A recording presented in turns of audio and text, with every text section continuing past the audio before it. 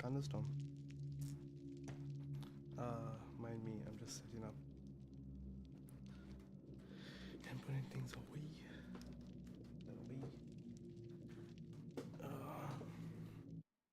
Let's go here. ขอจงส Oh ดับ yes, ฟัง yes sir. Been chilling. เรื่องราวอันน่าเศร้า Always been chilling. ซึ่งกล่าวว่า เธอเป็นนักร้องสาว Let's join. ผู้มีใจกระหายหาความยิ่งใหญ่ The thunderstorm ที่ was ขอเสนอ overflowing. ได้รับการสนอง แต่พรนั้น กลับคือคำสาป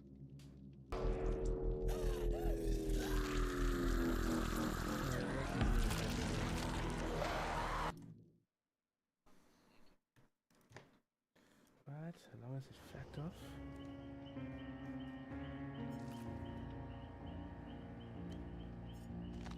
You see, survival.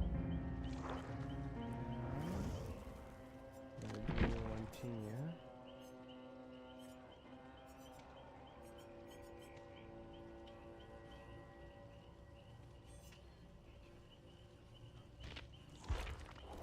What is that?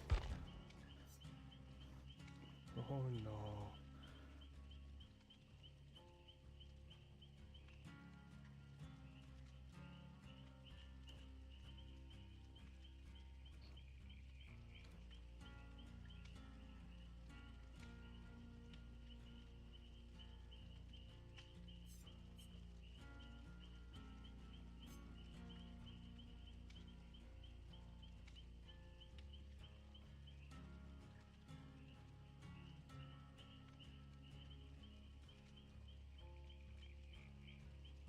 What's that?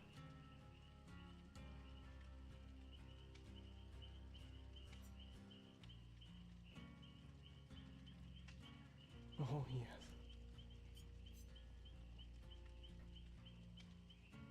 Oh shit. That's wild.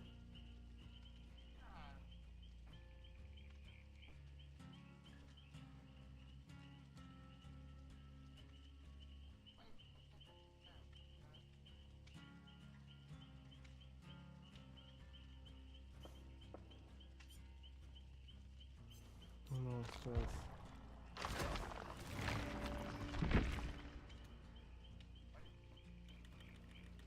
I have not an idea, sir.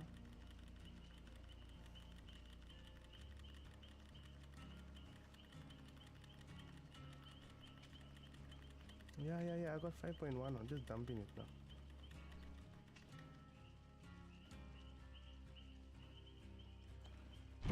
Plus 3 million.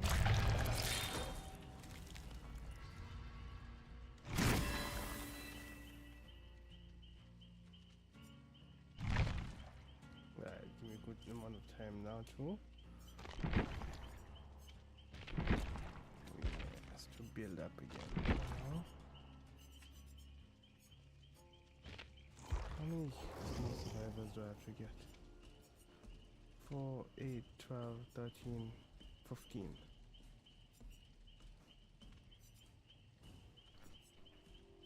Yeah. Oh yeah, 15 paid.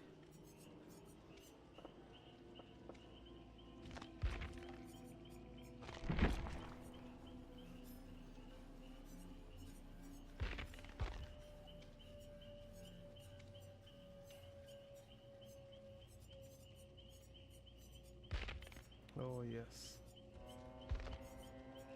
No, no. Yeah.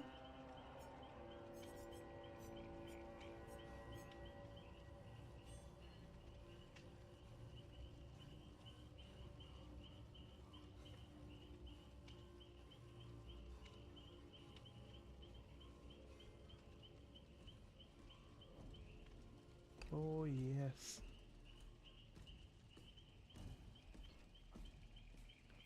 Oh no.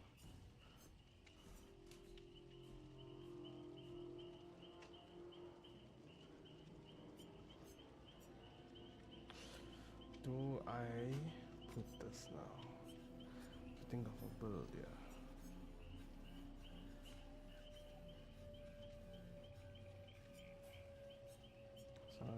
let's put a third preset. So we're gonna dial out that one. What's that?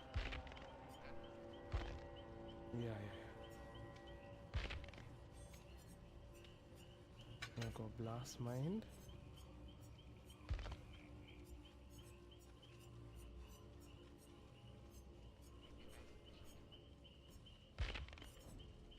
Yes. It'll be cracked. No, but I'm thinking now whether I want to be a gen rasher or a runner. Yeah. Alright, but wait, add. Let me see if I can join you.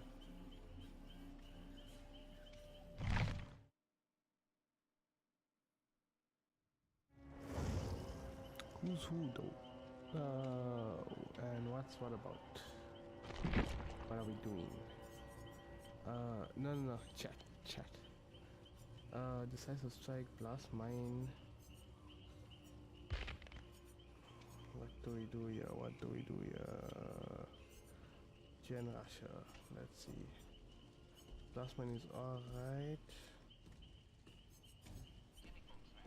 Hey, chemical track is broken. I think maybe take a left behind.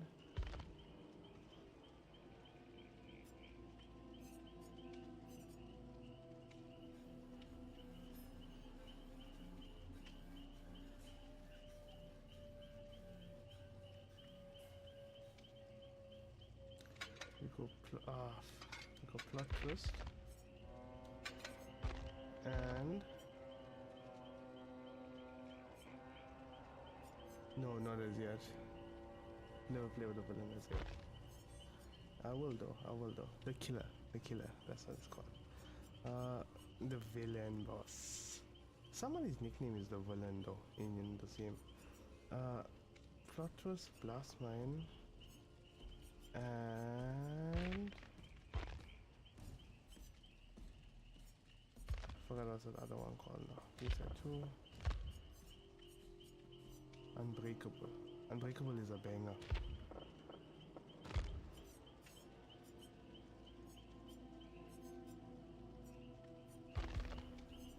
Yeah, Unbreakable, sometimes they slug you, they go away. You just wait to back up and you run. Unbreakable, cool. Now, things are looking a bit fragile here now on the item side of life.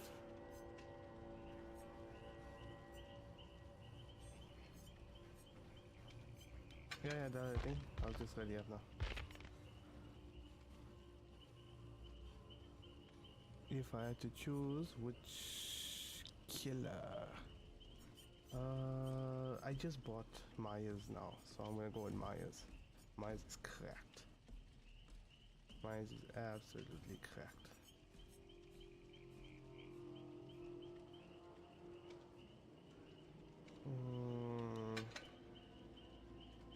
Hatchet check.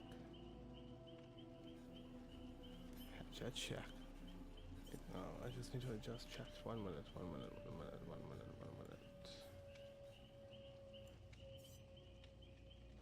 Yeah, it'll be Myers though.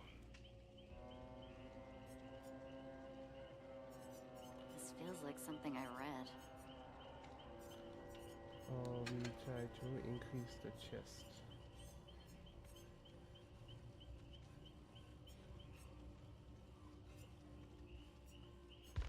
Check yeah, create one more chest. That's what we need.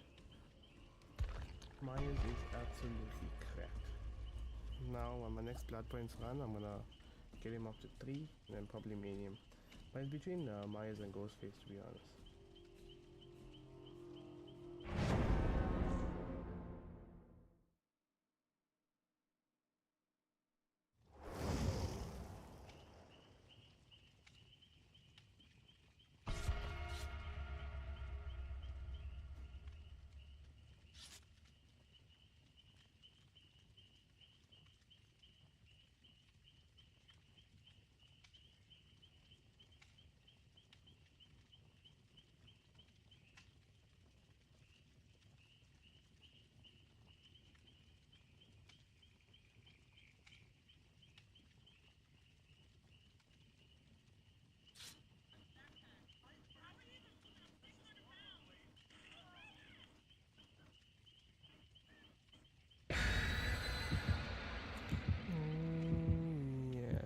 BS, not BS what?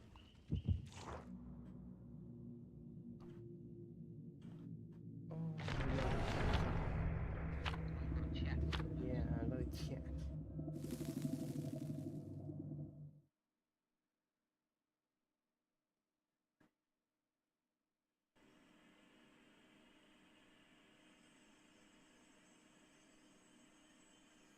Hey, someone to test out a project like this, I must have over a big amount of faith in a project. Send you the Steam. You know these ones that have the suicide nets and stuff like that on the balconies. Hey, you just say hi and go into about this fucking balcony. Oh yes, Stranger Things map. What's that? The basement over here. You know where that lonely Jenny is in that room on the top. Right, it's around there. There's an empty room. The basement is leading down from there. It's around there. Who beat?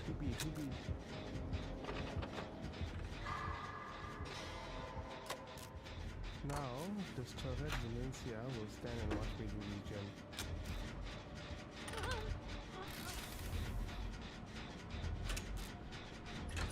Who is it? Oh no.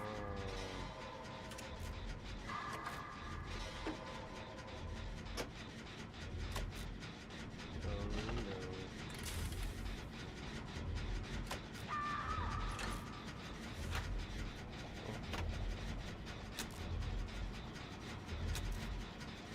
I'll take you to the basement, yeah?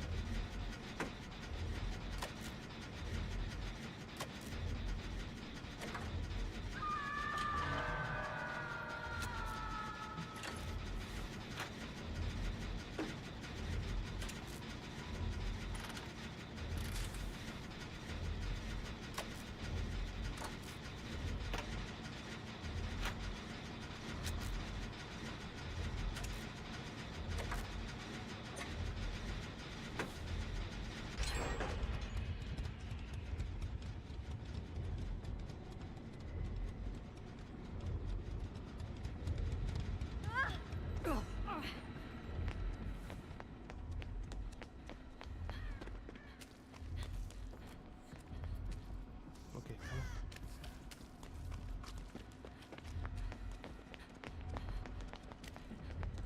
this one. Normally the basement is there, right? Now. Oh, he's here. Oh,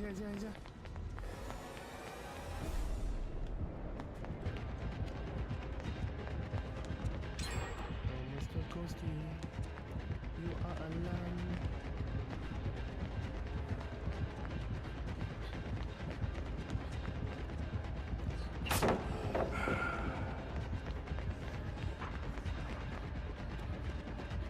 If you come by me, I will put in your bag.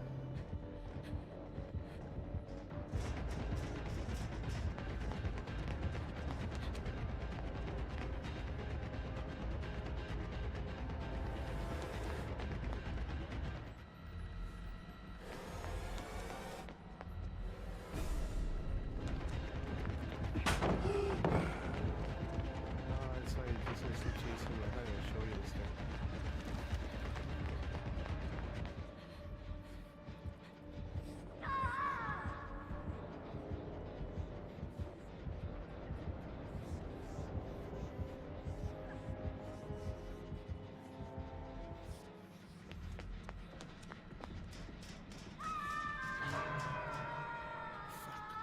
Sorry, bro. I came this side. Yes, sir. It's a ghosty.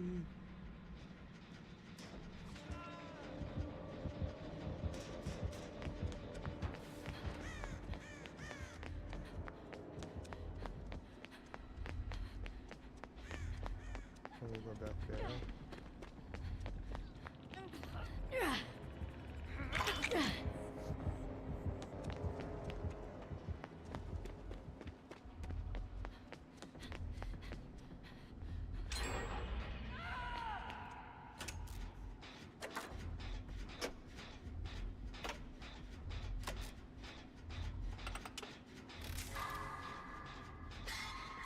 think what you need to do is you need to put that off him at the beginning of the stairs. You see the hooks at the basement for 20 seconds.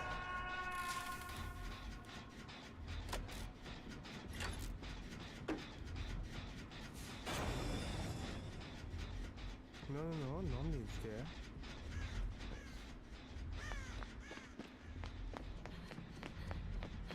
I lighted one gen, right?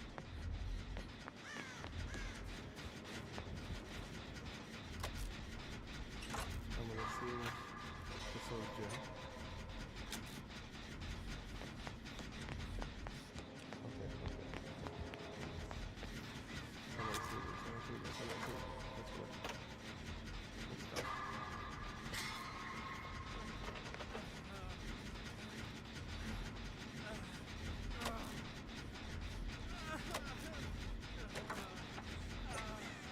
Fine, we do this gen. I'll leave you and then we move. No, this is the belt of Israel.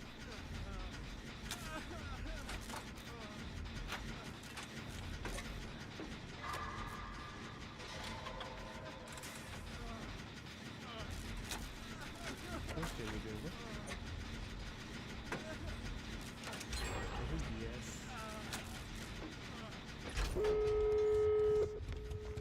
Oh, shot. Yeah, the adrenaline.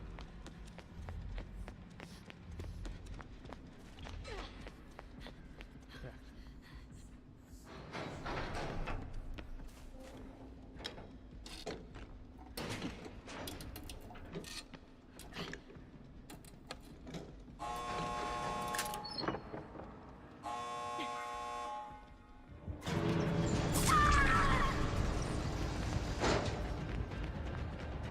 This one needs to come and take out this hook.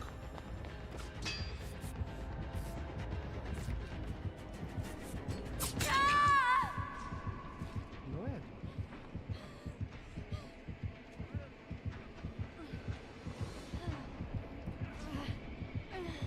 Just heal up, just heal up. Oh, fuck.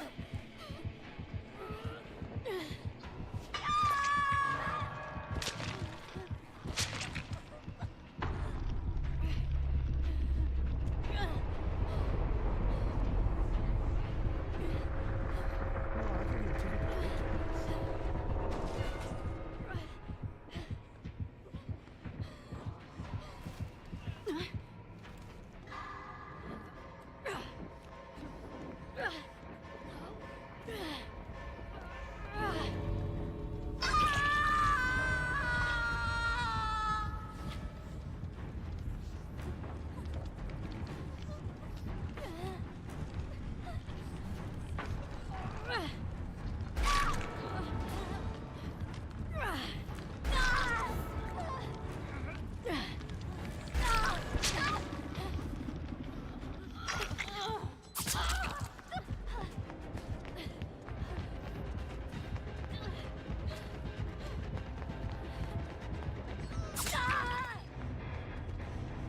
I can't do anything there.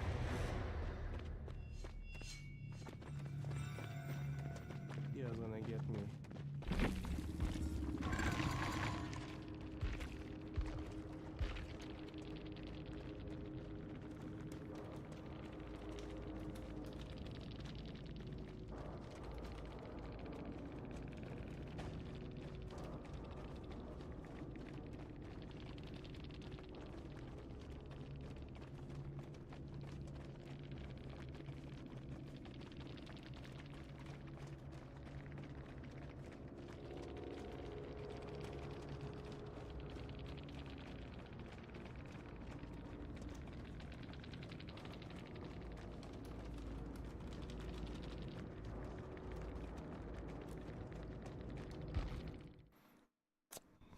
That was, yeah. Couldn't do anything about that. I don't understand. I thought he had, what you call this thing? I'll tell you now.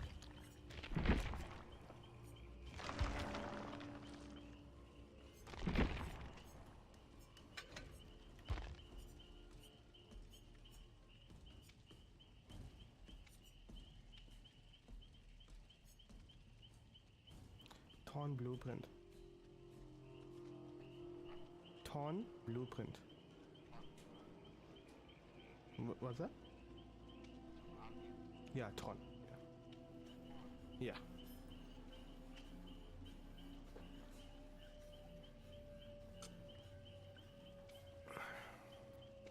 So it'll show you the hook. It wasn't a good win. And then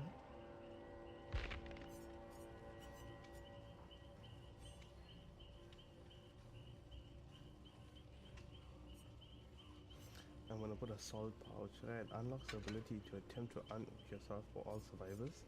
Increases luck by 1. Yeah, 1 for 3%. Or oh yes. Or the blue one. Yeah, I don't.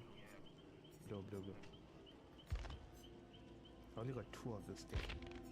That's 16 of that one. Oh, it's better. Hey, he was not at me. I eat him double pellets.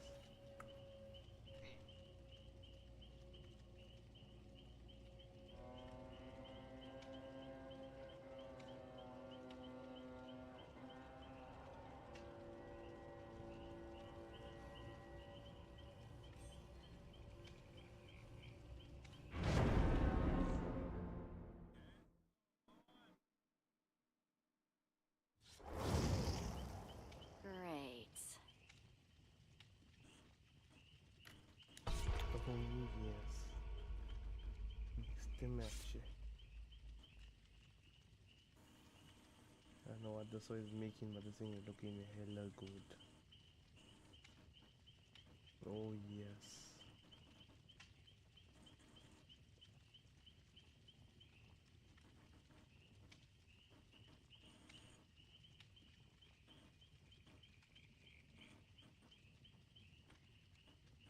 Ama's Delight official boss.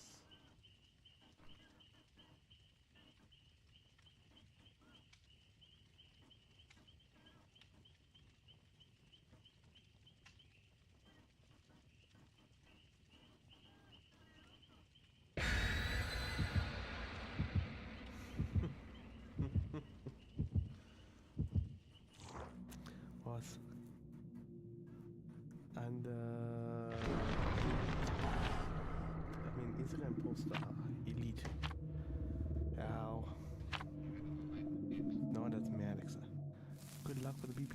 Thank you so much. I'm done with the BP though. I'm just like now it's just been chilling. Playing. I don't give a fuck if that's a meta. I would never try one. My bro, that thing is septic. Septicitis. How you just throw yourself off ladder? You have so much faith. Except one loose. This thing, you're gone. Gone.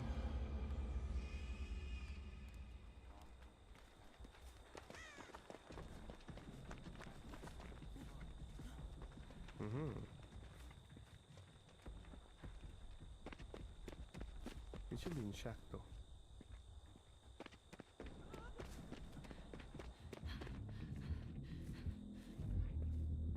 Oh, Legion.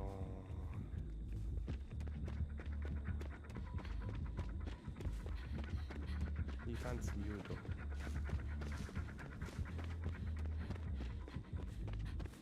That's over. Okay. Let me come help you then. Oh yeah, shot. Oh, that's it.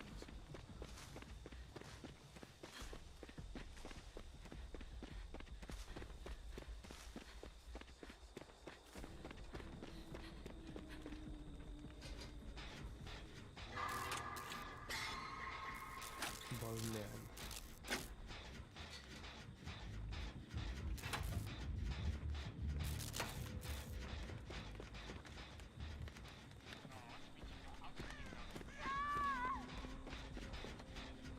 Oh, that's hard, man.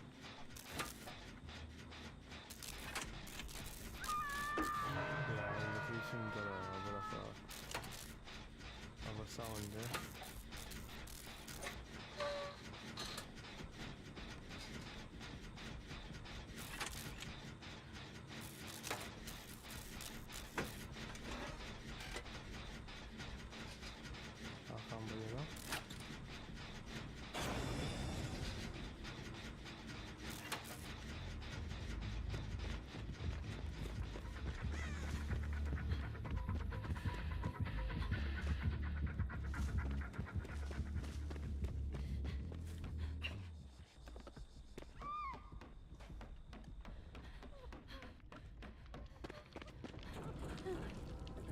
come back here because you know you're doing this thing.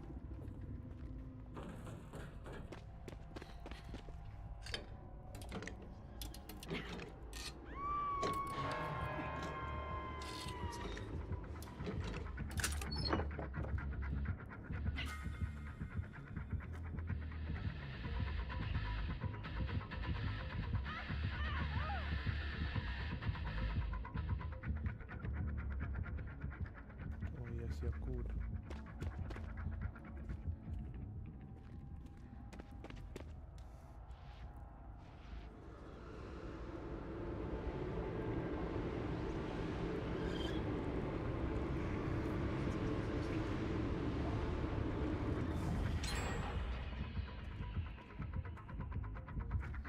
No.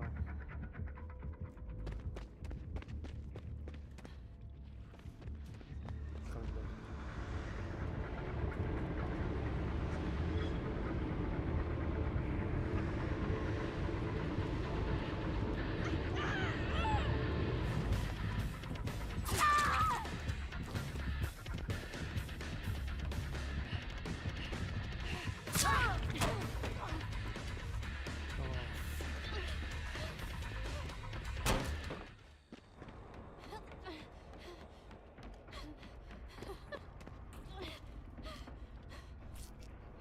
Oh yeah, oh shit.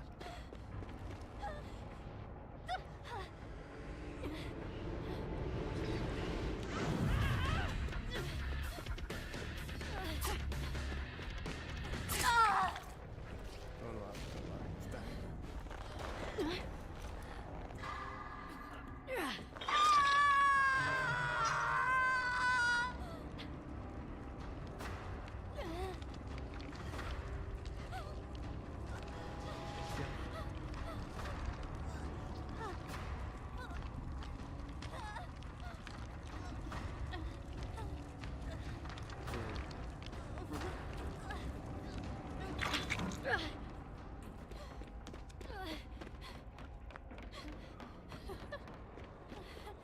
Continue again.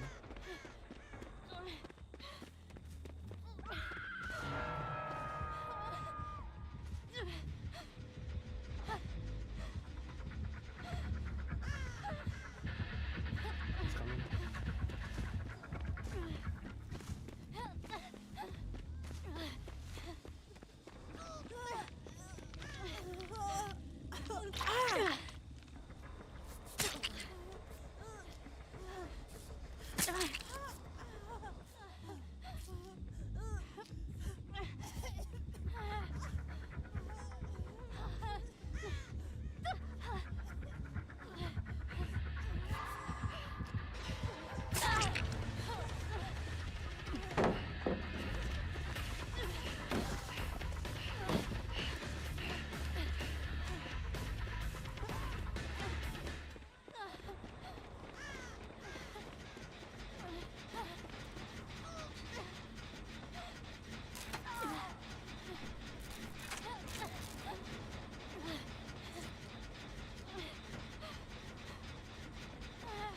One gen that is our fun.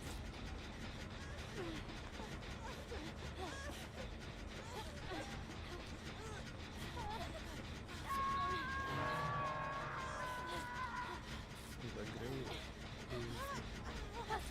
He's a great cool property.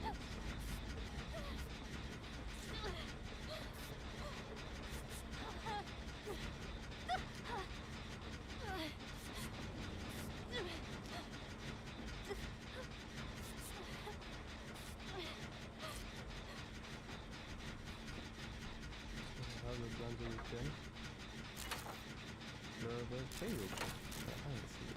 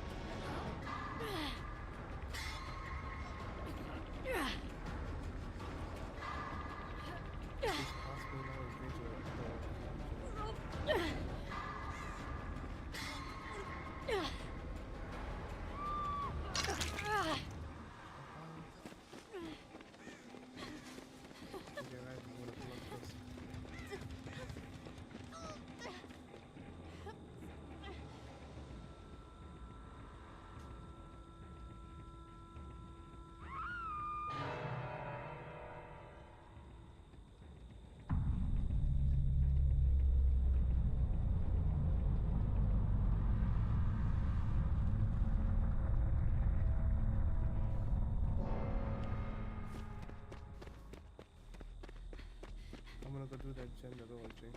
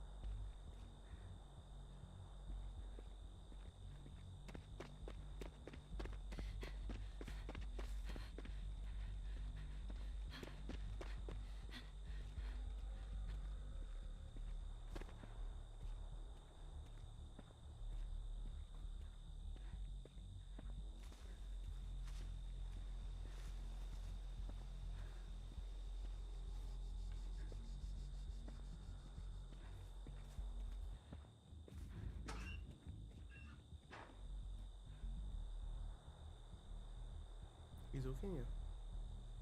Oh fuck.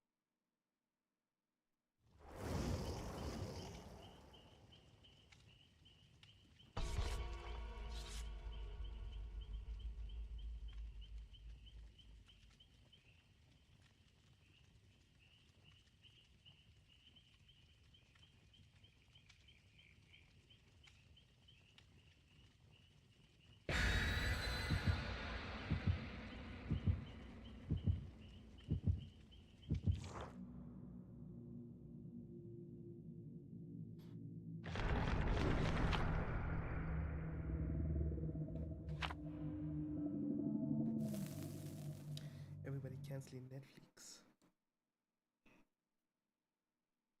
Yeah, no, that thing is bad.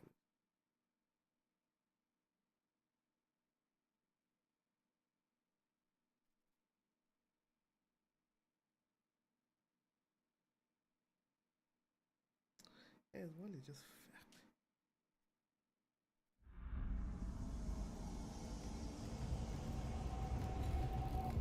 Shoot, I got cherry in the boot. Cherry's on the.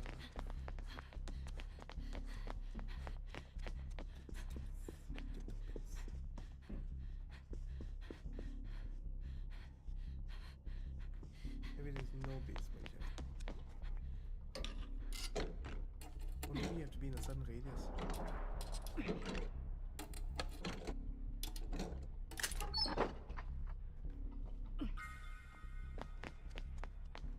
Let's help you with this thing.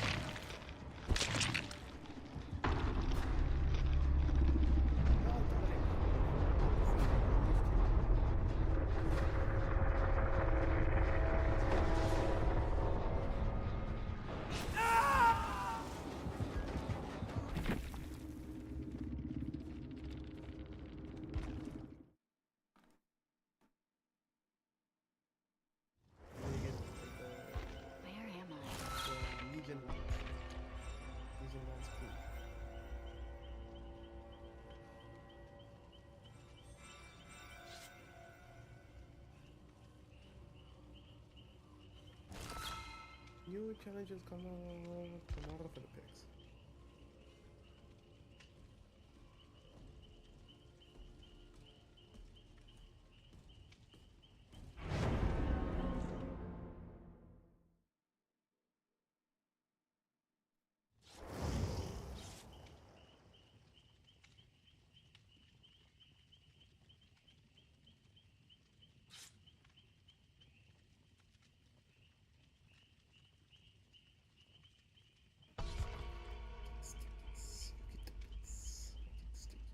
You get the bits.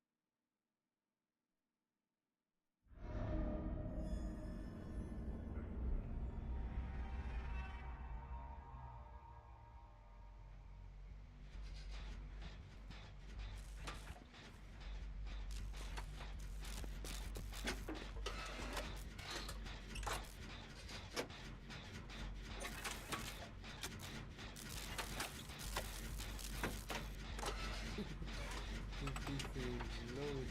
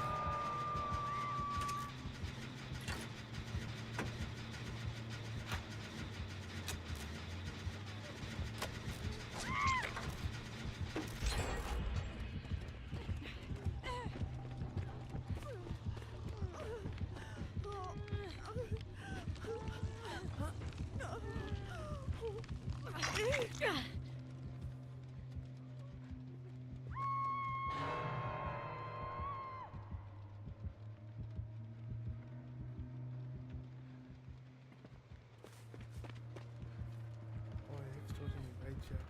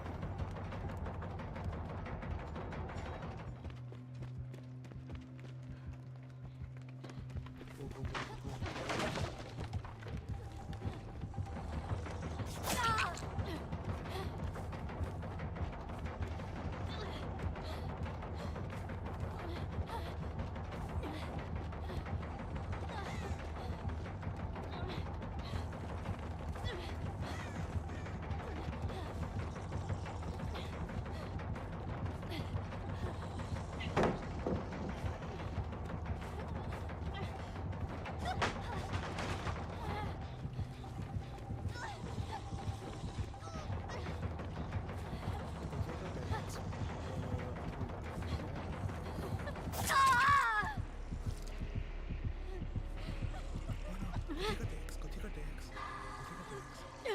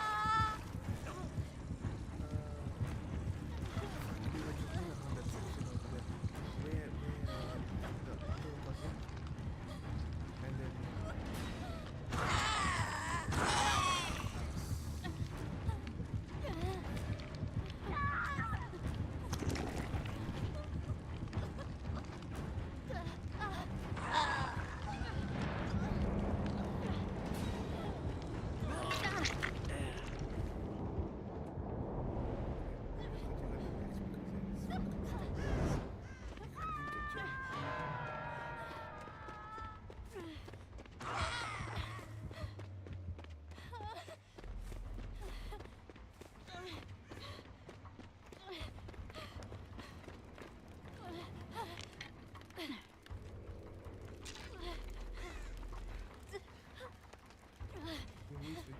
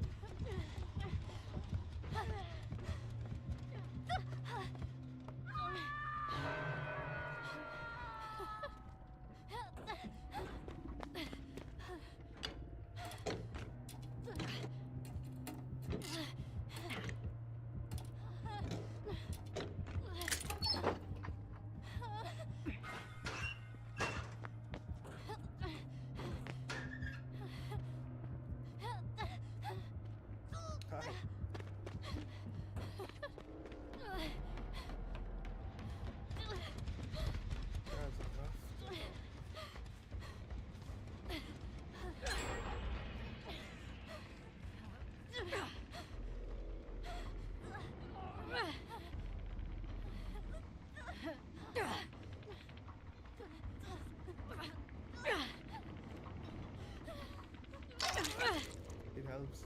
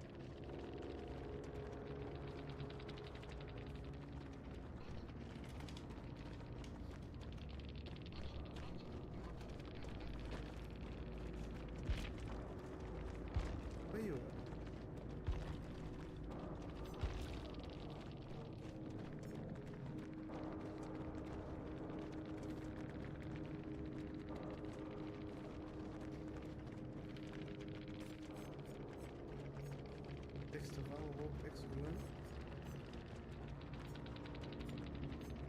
Goodness.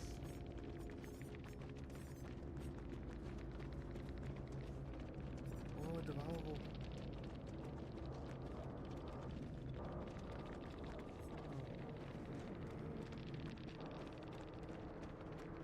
Did you stand this? Wait, you're by the gate.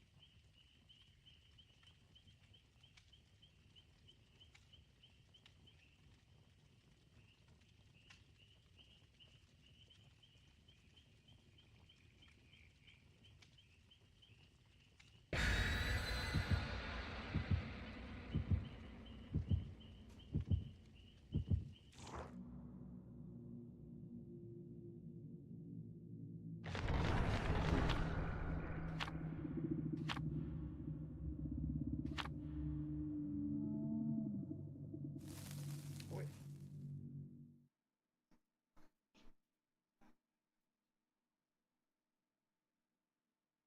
You were where were you by the gate or? Oh no no.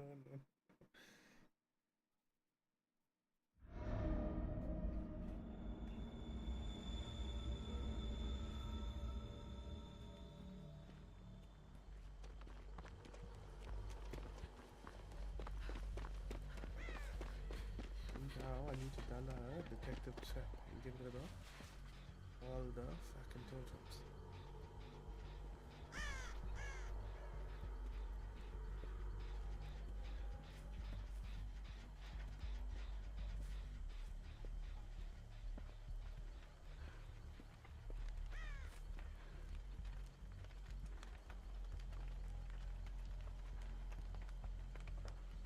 Yeah, I know it's a fucking asshole thing.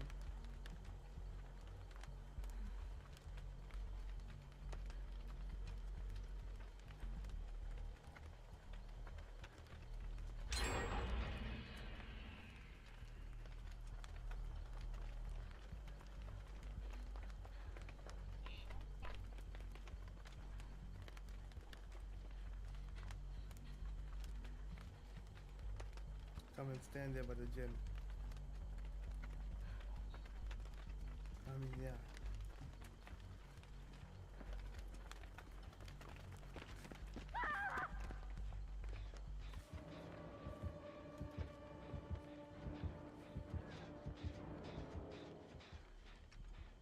Maybe by the other one.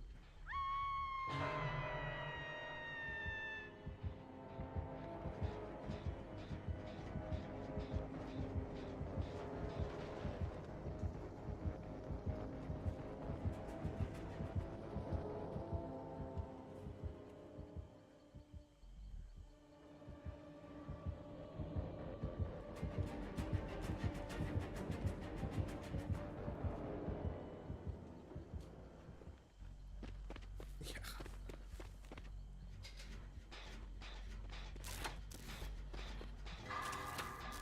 You have to go exposed.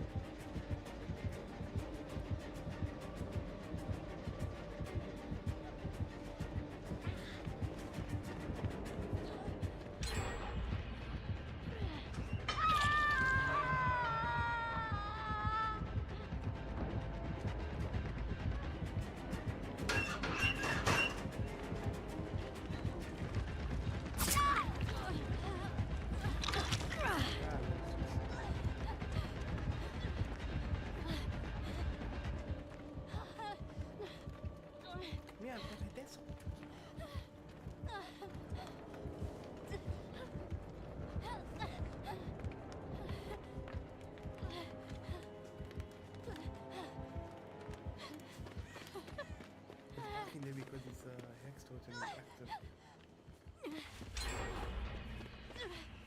Stupid.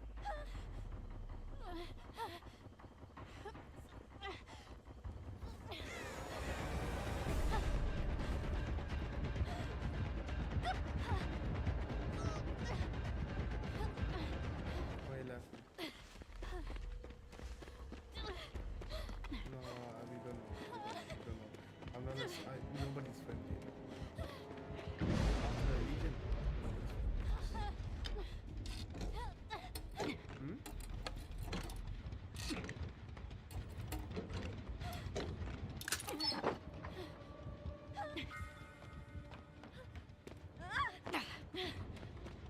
Oh, okay. Yeah, no, maybe it's not friendly now.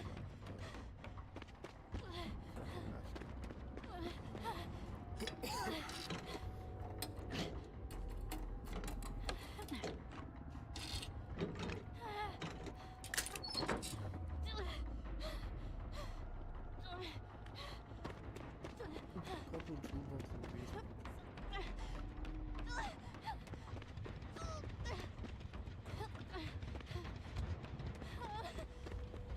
Feel my dollar again.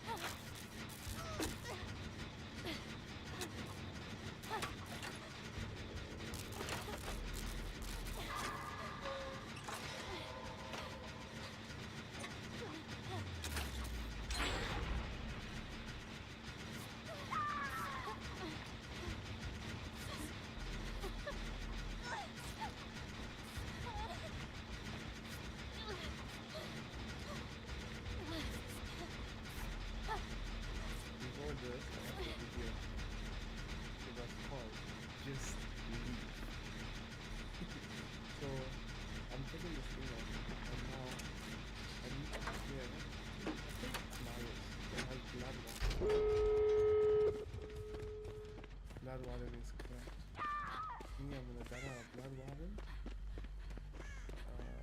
I'm gonna dada the fucking, what's his name? The trickster. You got that one that locks the gates. The switch. Yeah. Me on a chop.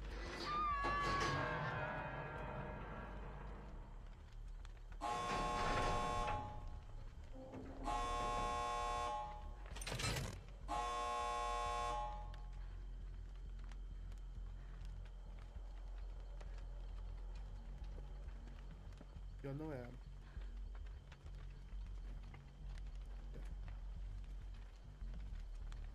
Open. He's coming after you.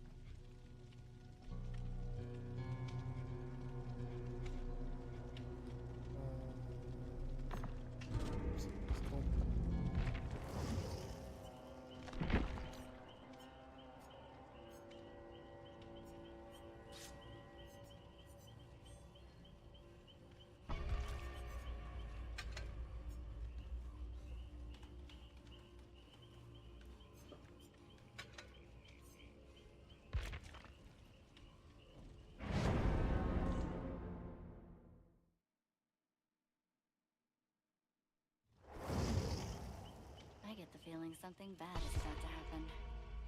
Yum.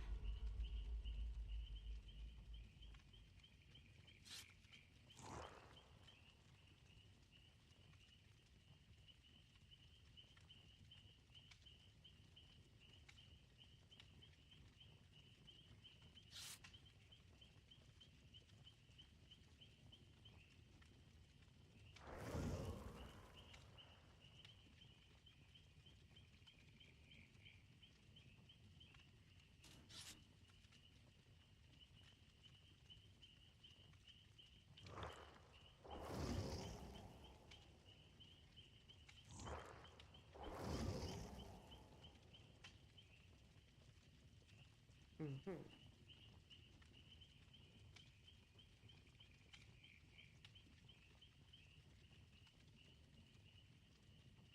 Mm-hmm.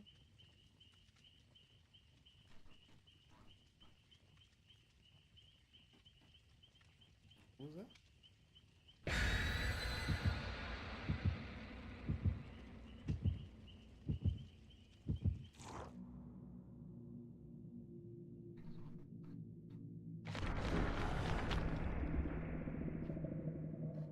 Oh, this way he's just clapping one of them, boss.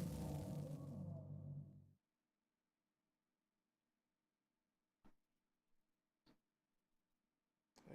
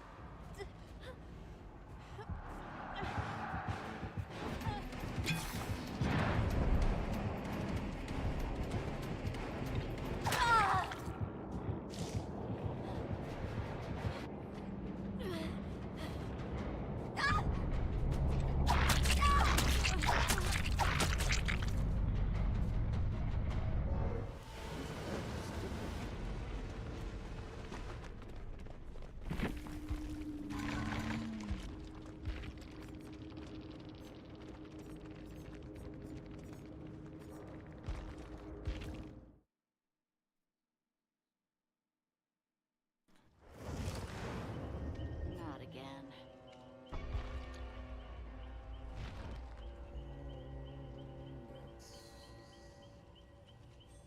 Çok hektik.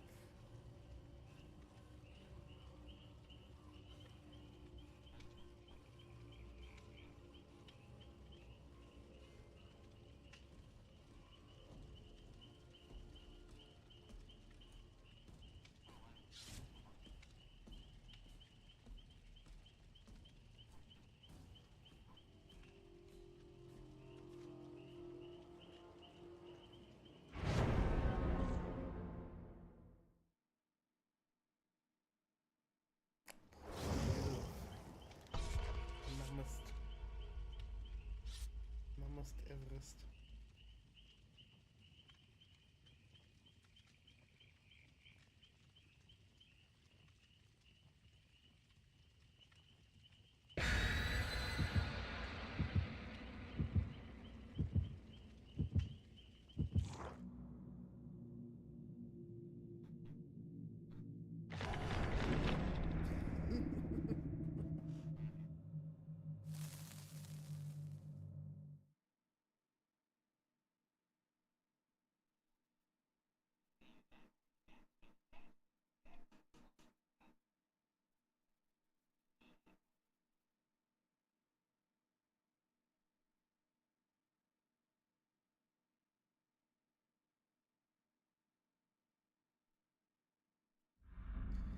You ever check someone's ladder and I don't know what a fucking dog.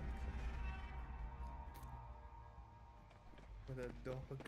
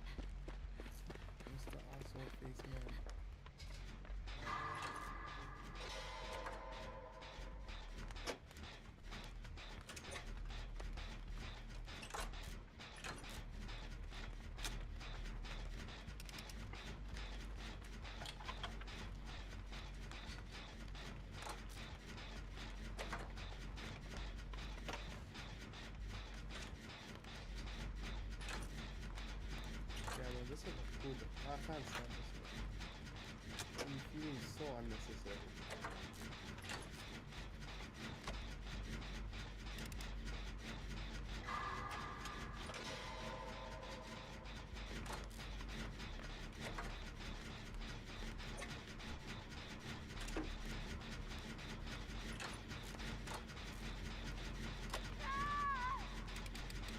Sneaky is not doing anything, he's gonna hold it back.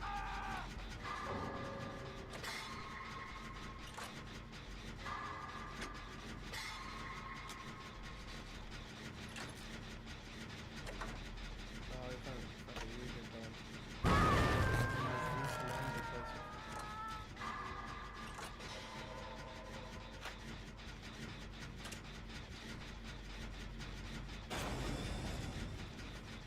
and yes,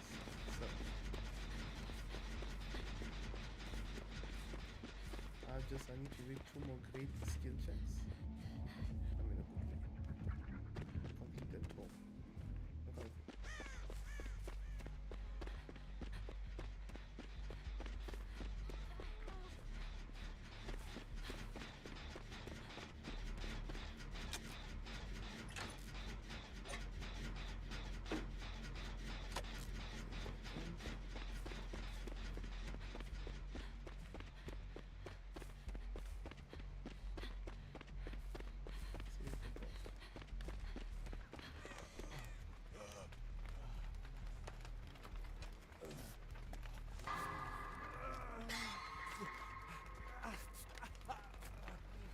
Yo, long. I should follow.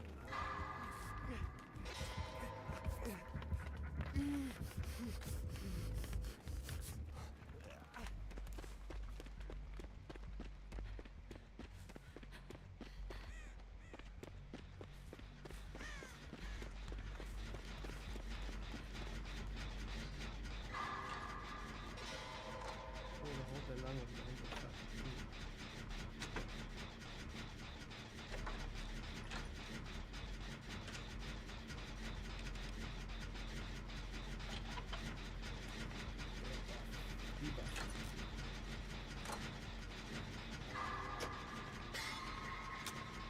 One more good skill check.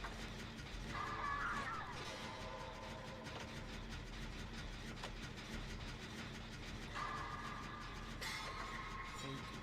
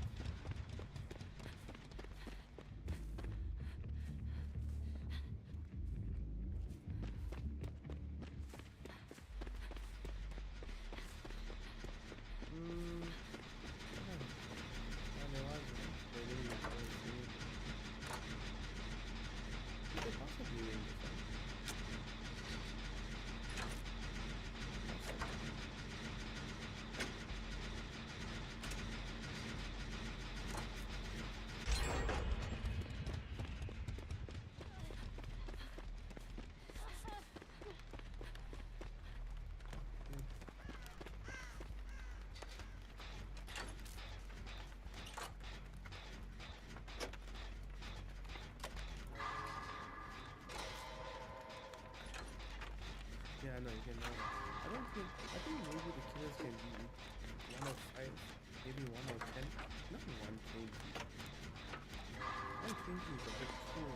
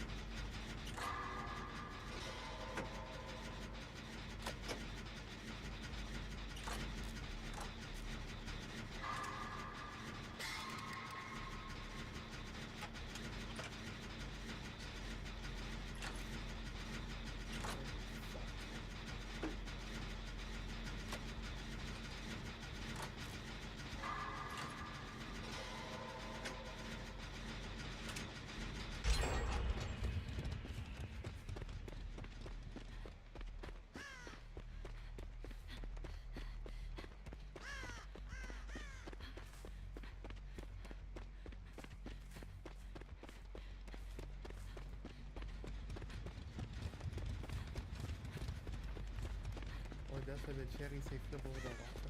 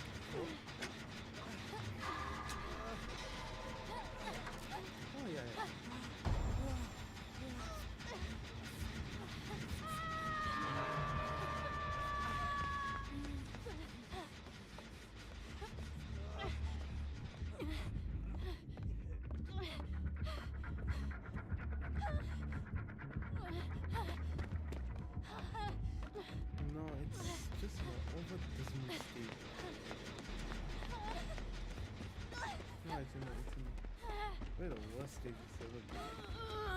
As much as it's best. It's sad. But you see like Jordan is here. Like if I have like good moments and stuff, put this thing on the TikTok in a good way.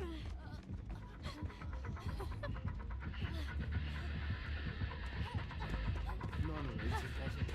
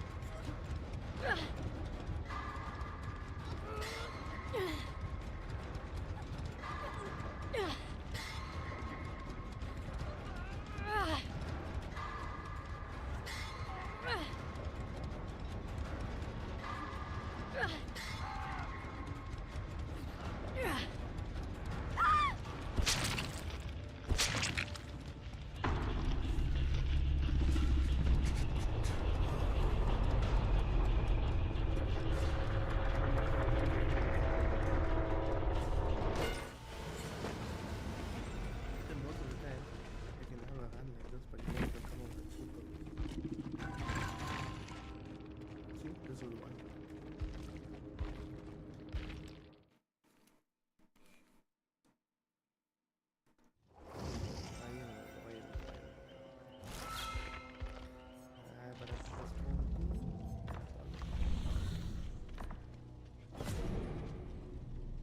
Two more pups.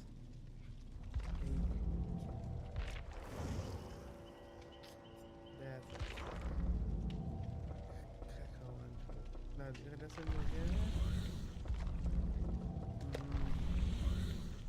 Tell me what you get. 750. Yeah, no one can spend it. But 7 days.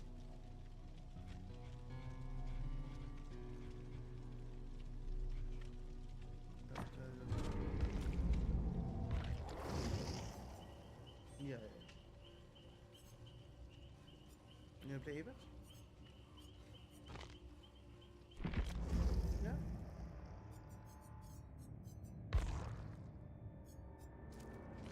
One day time to play Apex.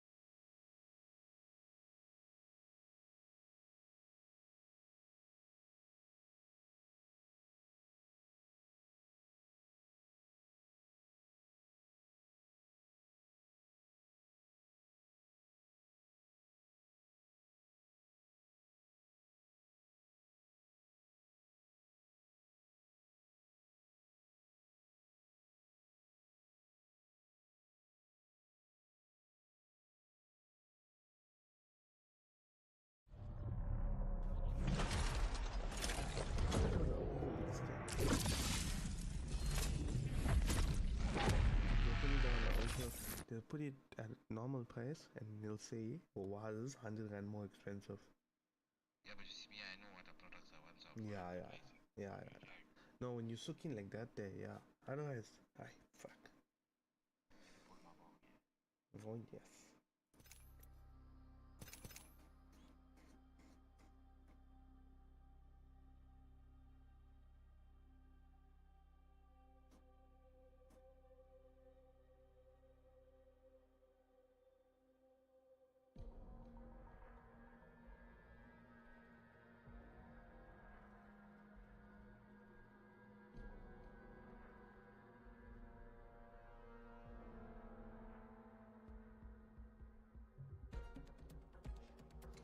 Alexa, how are these always nuts go through this chair hole, Alexa?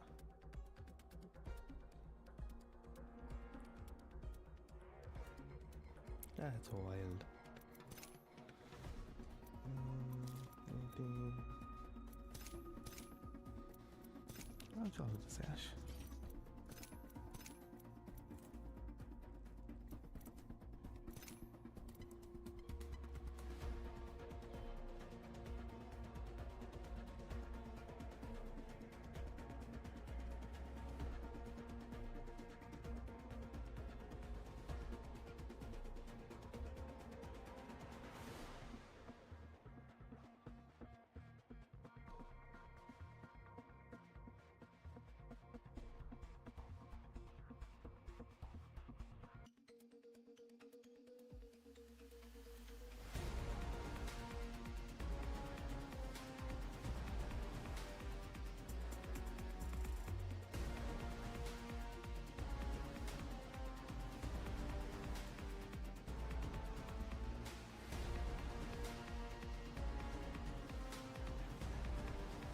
Yeah.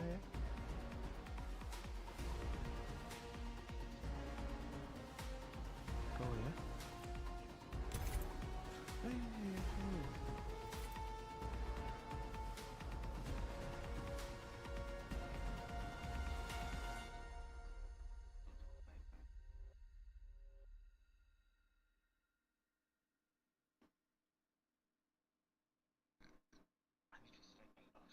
Hey, me bro. Me bro.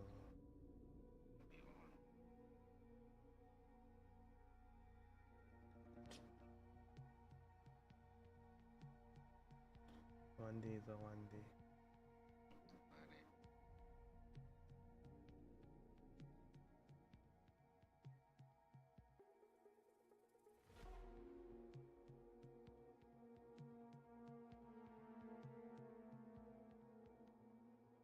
You met up with this poor man's chicken, boss.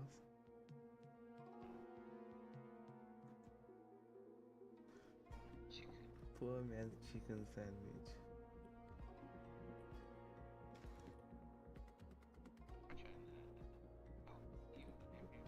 Hmm? You central? I think central. Yeah, you central.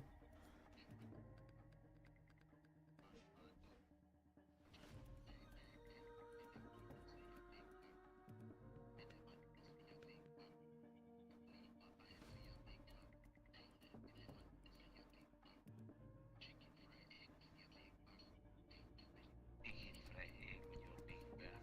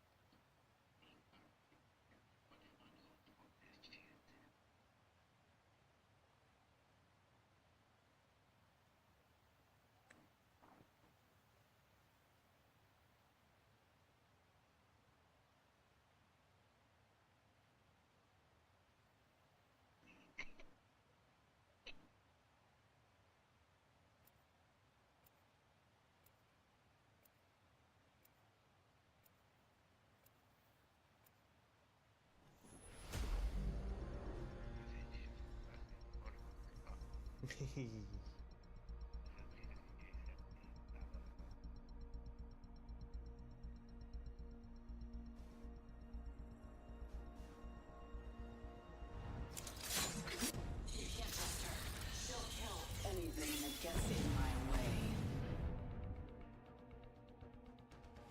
Some were born to run. Others have a higher purpose. Watch out. I'll eat you alive.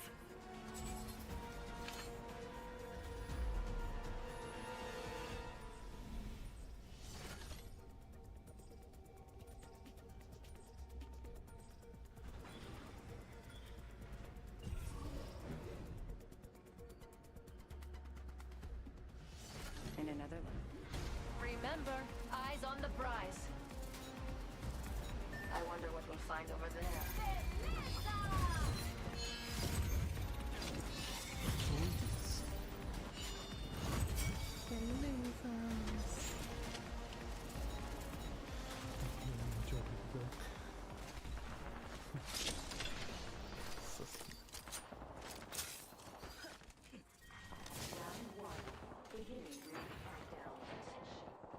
Okay, now we're talking. First blood has been taken.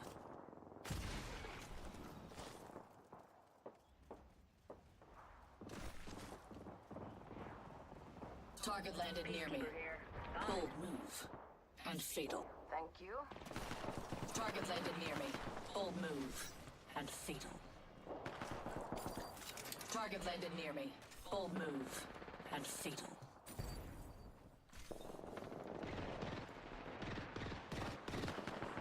Target landed near me. Bold move. I'm under fire. Reloading. Guzzle. Guzzle brag. Attention. New kill leader. I can have it. By 5% higher. Mark 3. Payload.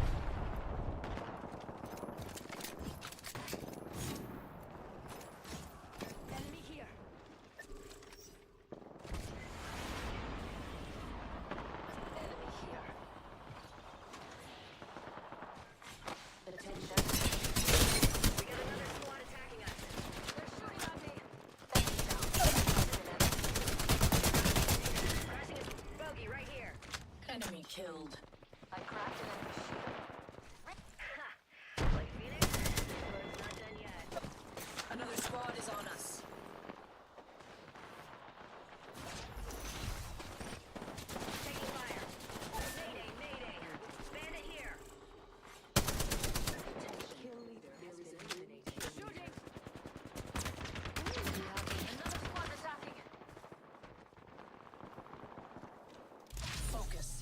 Do not let them best you again.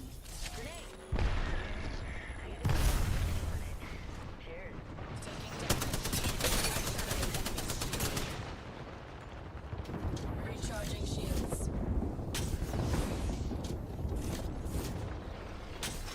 Reloading.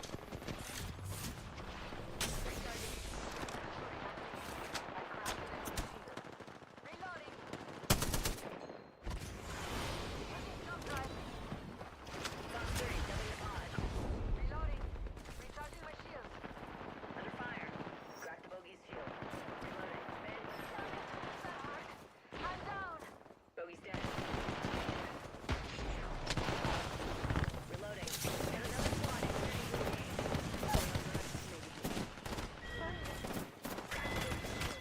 Opening fire. Whole lot of enemies just bought the farm. Bogey's dead. Let's put you in a bind. Reloading. Under fire. Mayday, mayday. I'm grounded.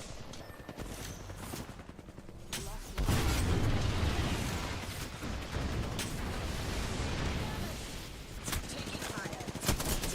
I've been downed.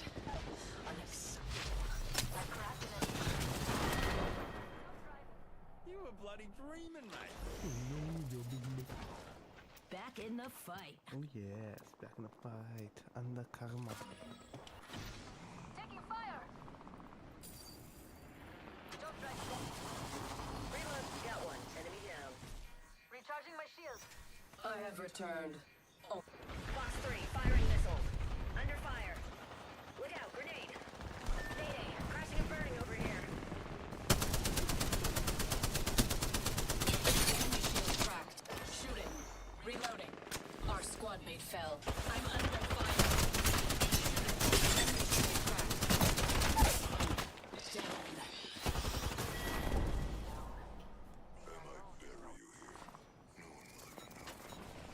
Hold on, lifting you, huh? Kill leader. Lift the fighters. I took a moment to sharpen. I cracked an enemy shield. Back. Grenade. Taking damage. I'm Throwing an arc lifting star. too. I have returned. We will give our enemies an Thermite out. We got another squad extending to engage. I shattered an enemy's shield. Taking fire. That hurt. I'm down. Taking fire. I'm down.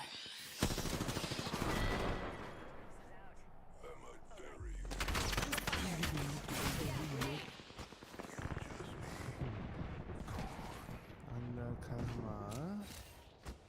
Run, boss. Run, run, run. Yes. Recharging shields. Get a scope. That's what we do. Quick recap. Skill. I wonder what we'll Well find done. over there. Your skills have proven you. Setting up shop. I have returned. Only a fool would consider me bested. Mama's got you. Optics here. Mid-range. Recharging shields. 1 minute. We have time to strategize.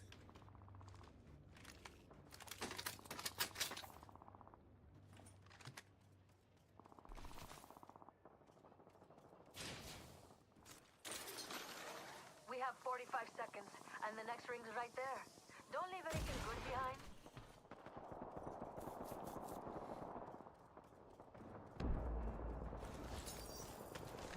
Taking damage. Firing. Cracked. We got another squad attacking us. Reloading. Fox 3, I got radar lock. Shattered an enemy shield. Enemy down. Reloading. Cracked. Under fire. Taking fire. Dropped another one. We have 10 seconds. Move with purpose. Enemy killed. Killed a few enemies. They just can't get enough, can they? One less enemy. Looks like you know. Charging on my shields.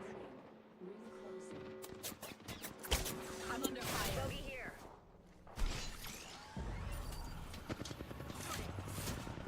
Reloading. Let's scan this area. Alert 5, Valkyrie on standby, ready for burn.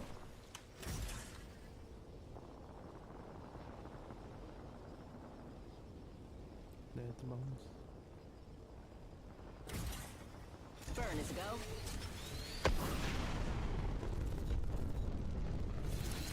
The captain's turned off the no seatbelt sign. You're free to move about the islands. There's someone over there.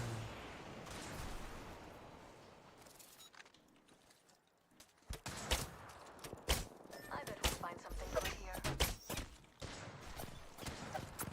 Setting up shop. Tally on bandit out there. Nemesis here. Legendary. Recharging shields.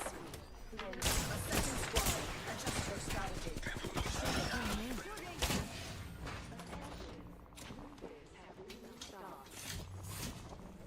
Shields are depleted. Recharging. Enemy down. Reloading. Took care of that one. Taking fire. I'm down.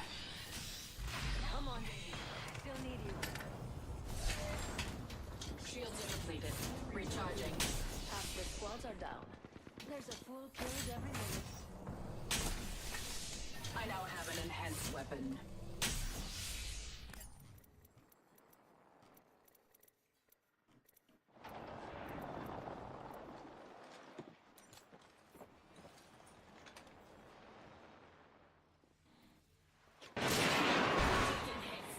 Taking damage. Rings. Throwing thermite.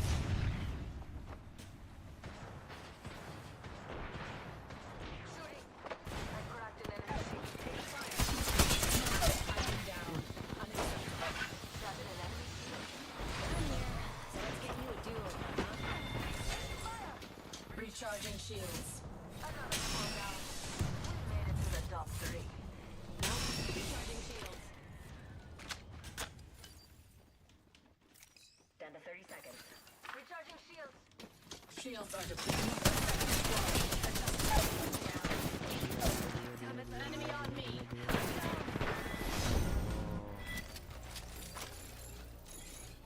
I need help.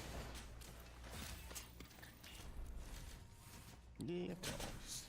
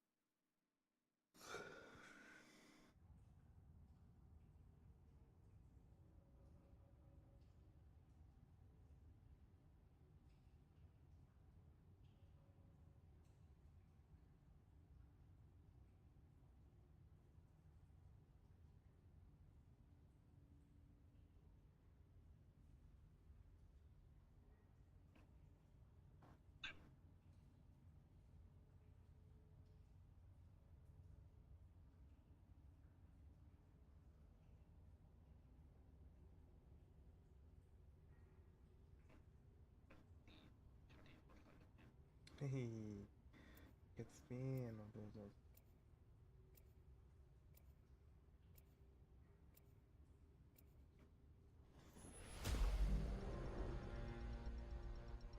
Should give myself a jack.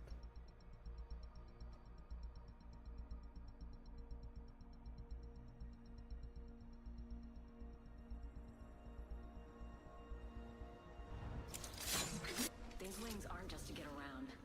They're a legacy.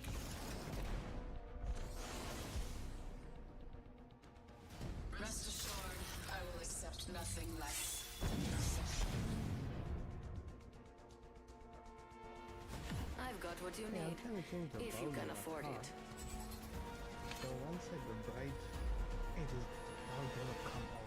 I'm the jump master. Follow my It's lead. in a hectic space too. But did you know you just need to turn this thing and pull out? My bro, I've been trying. Follow me Trying to to move a little victory. bit, it just stops. And then the ball just gonna come out. No, this is for the bright, so it's 9,000. Analyst level. Bogey landed. I've been snared. Firing. I cracked an enemy shield. Reloading. Damn it, that hurt. We lost our wingman. Damn it, hate that. Taking I fire. got fucking Got a waste. Mayday. Crashing and burning over here. Just now. I hope I can. An enemy landed me. They're fighting us. A second squad. I've been down. Blade, bullets. One was always going to find you. Look out, grenade! Enemy killed. Charging up. Fire! I'm down! I'm down. Just you now. Gotta stay alert. Taking Mayday, mayday! I'm grounded! Quick sneak skill. Well done. Your skills have proven useful. They thought they could stop me. Sorry, Dad. The family reunion yet. I got a match to win. Recharging shield. Watch it, they're incoming! New kill. Damage! I've been down.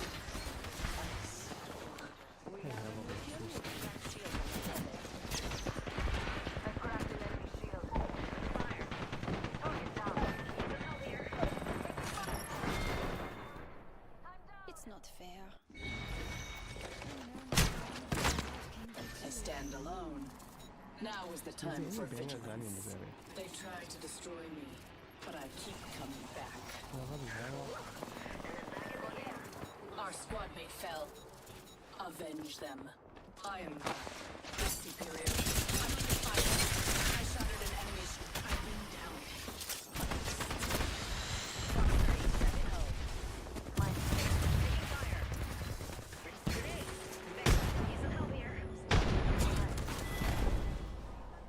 Blade, bullets, or bare hands.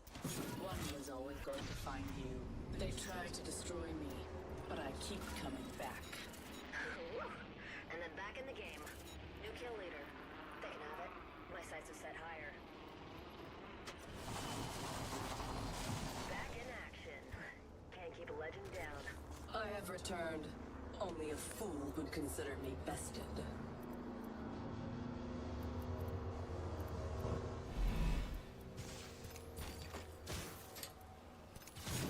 That line is...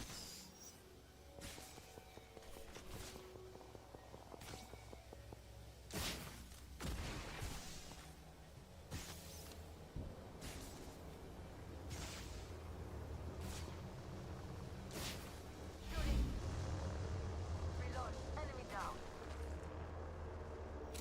They're shooting at me.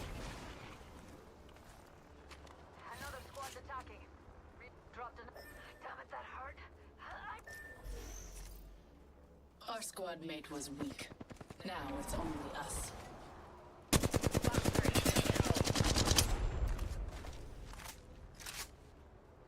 I couldn't leave so many treasures behind.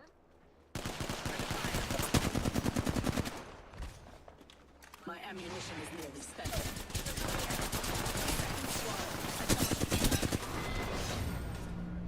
Blade, bullets, or bare hands. One was always going to fight.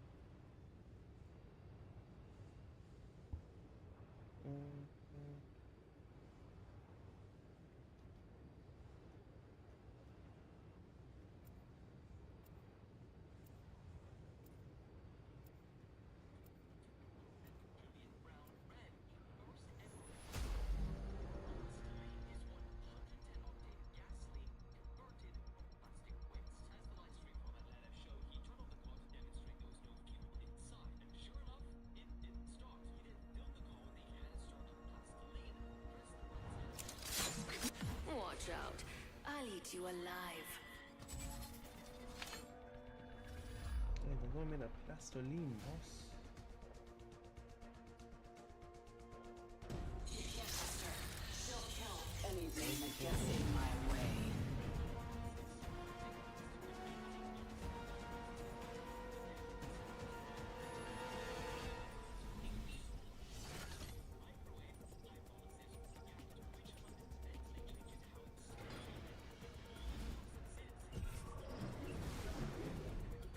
Remember, eyes on the prize.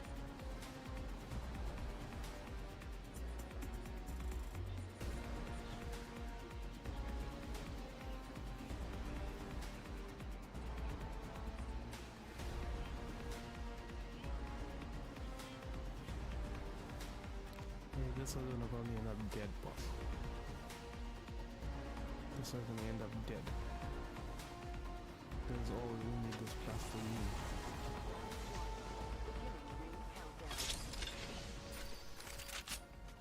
What's that? Yeah. First blood. First blood. You care about no fuel. Let us begin. You say put this thing in, it started, boss.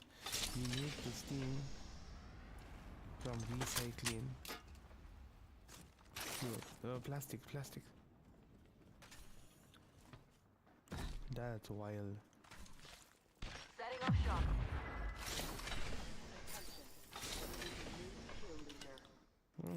Flatline here. Common. New kill leader? Interesting.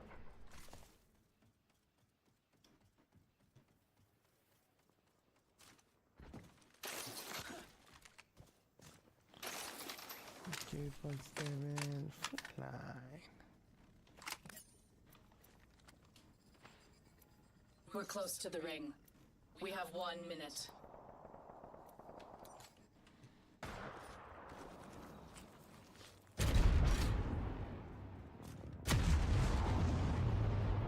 Enemy landed near me.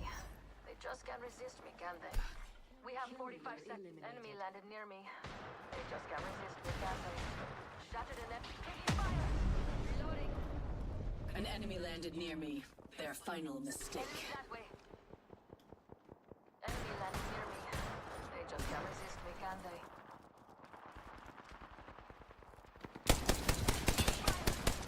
Reloading. Damage. Damage. Recharging. Let's push this off. There's no way out. I've been downed. Unacceptable.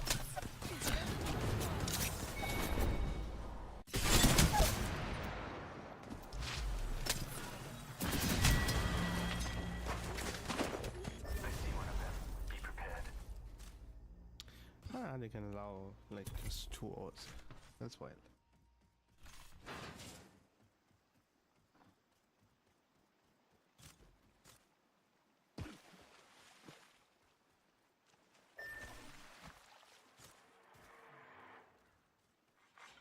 Attention. The kill leader has been eliminated.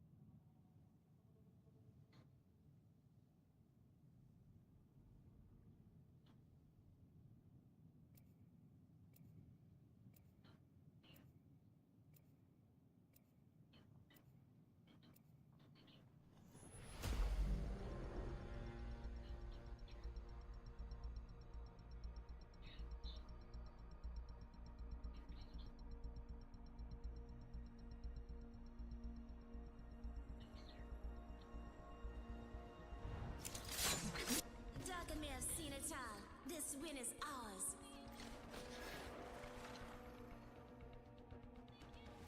Need something? I'm sure we can come to an agreement. Rest assured, I will accept nothing less than perfection.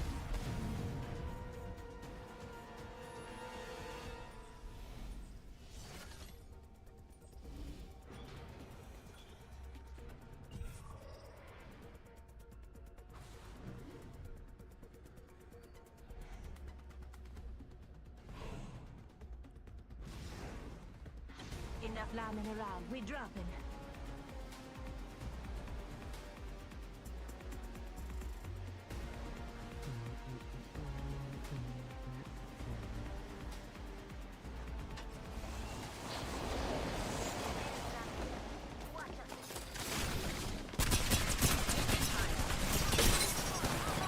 I shattered an enemy. I've been down.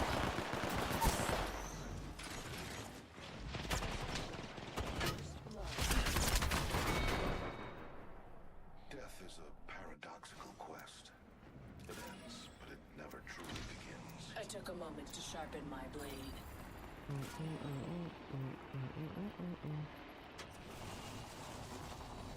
Shop's open for business. I am back. The superior form does not succumb easily. AJ is back in the fray. Hey.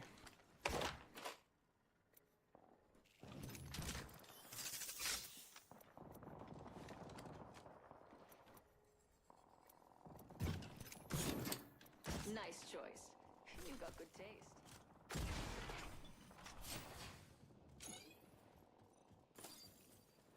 Bum, bum, bum, bum, bum, bum, bum, bum, bum, bum.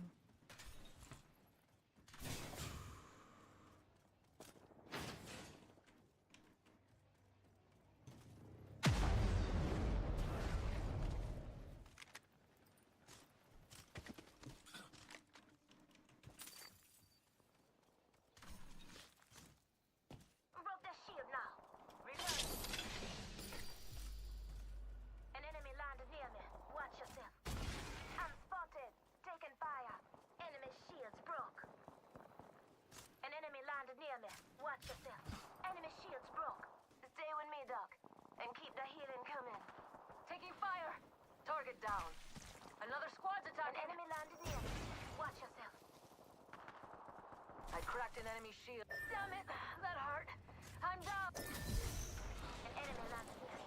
Watch yourself. Kill leader uprooted. Listen up, I'm getting shot at. Just giving my shields a recharge. I'm not done yet. Up and down. We're already in the next ring. Now, opening fire. Our squad mate fell. Avenge them. Remember that.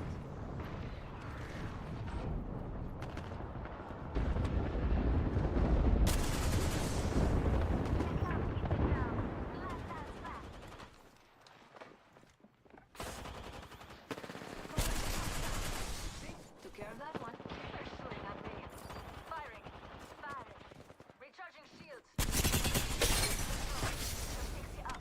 Enemy shield.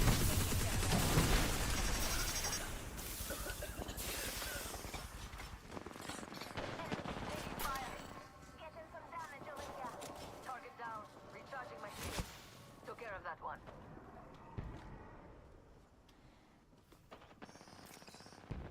Reload. We've got another squad. Arm up. Break the shield now. Reload. Fire. Recharging shields. Shields broke. Reload. Just giving my shields a recharge. Welcome to the shop. Don't take any food. Reload.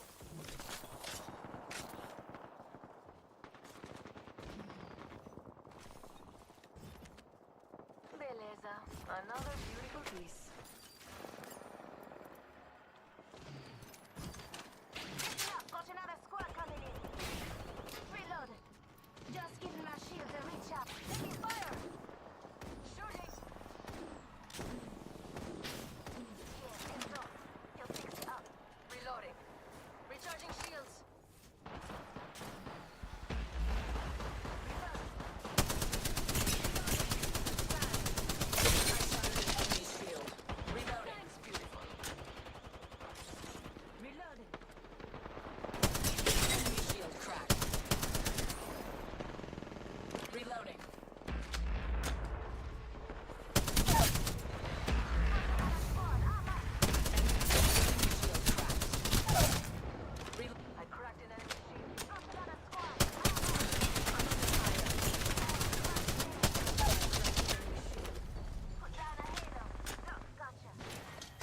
depleted. Recharge.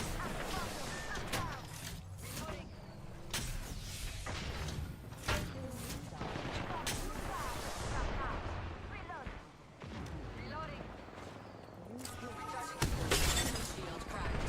Shooting. Here, take talk. He'll fix you up. Just keep the machines every charge.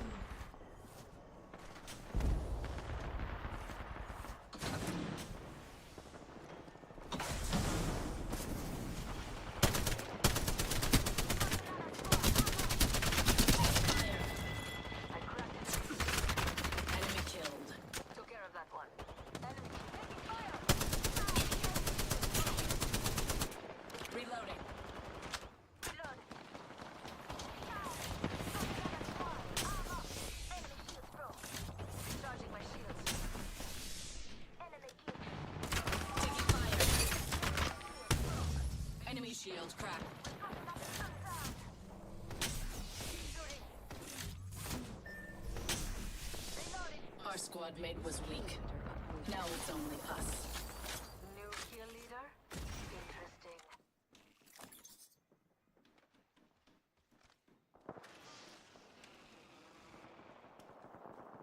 Target there. Breathe easy. I'm coming in. Firing. I had enough lambing around. I'm back. Reloading.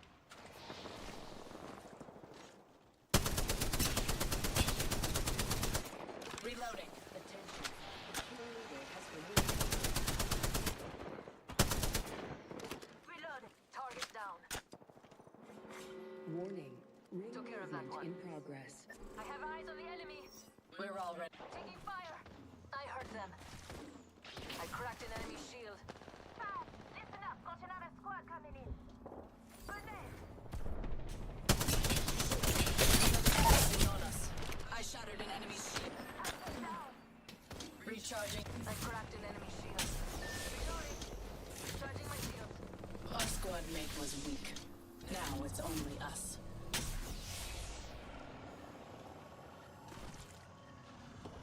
A second squad. Adjustable strategy. They're shooting at me. Reloading. I cracked an enemy shield. Shields are depleted. Recharging. Recharging shield. Breathe easy. I'm coming in. Took care of that one. I had enough lambing around. Shields are depleted. Recharging. Reloading. Attention. The kill leader has been eliminated. The rings have been stopped.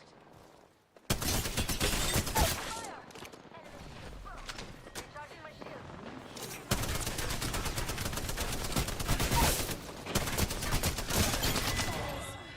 Reload. Enemy killed. You'll have to show me that move sometime. Reloading. I'm under fire. Targeting that spot. I always get what catches my eye. Today, that was you. Doc's coming to you. Got to keep my distance. Listen up, I'm getting shot at. Got Doc's halo down. They tried to. Grenade. Just give my shield to recharge. Broke the shield. I'm down. Cut down an enemy.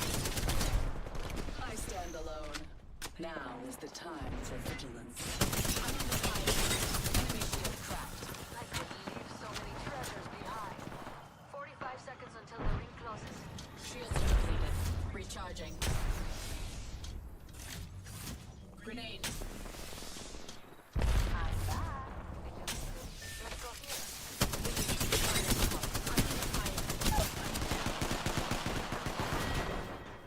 Being alone. I always get what catches my Black eye. market here. Today, that In the was mood you. for some shopping?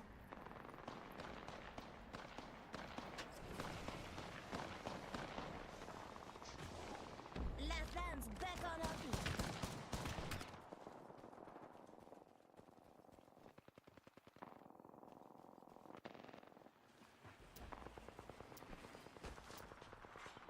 Warning.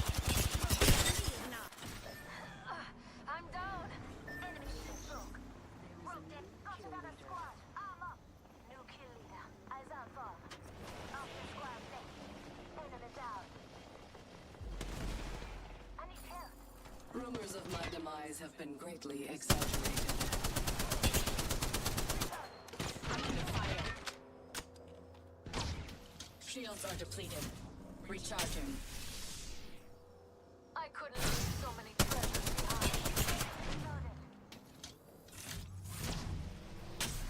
Semi-grenade out. Semi-grenade out. I need shields.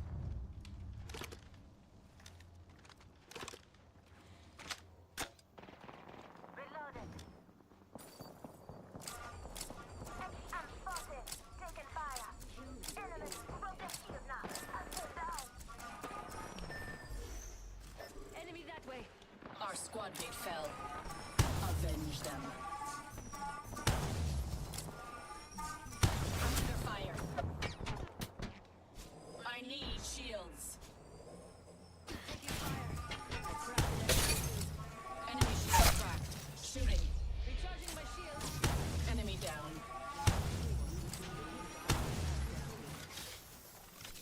Greetings, I'm coming in. We're inside the next ring. Superior positioning.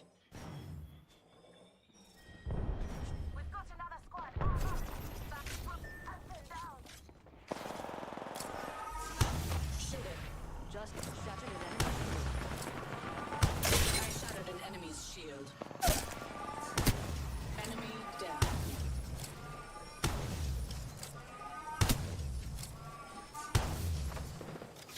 Shattered an enemy shield.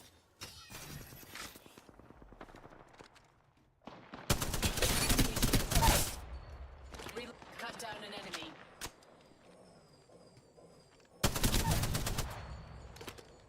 Enemy killed. A second squad. Adjust your strategy. Reloading. I need shields. I cracked an enemy shield. We ended the kill leader's reign. Reloading. I'm spotted. Taking fire. I had enough lambing around. I'm back.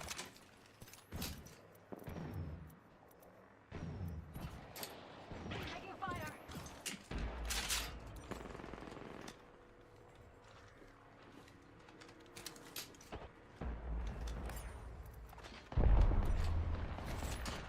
Beleza.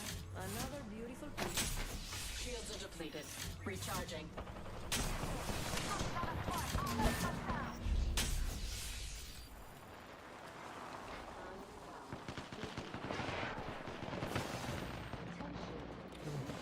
This fight isn't over. Get up. Recharging my shield. Recharging my shield.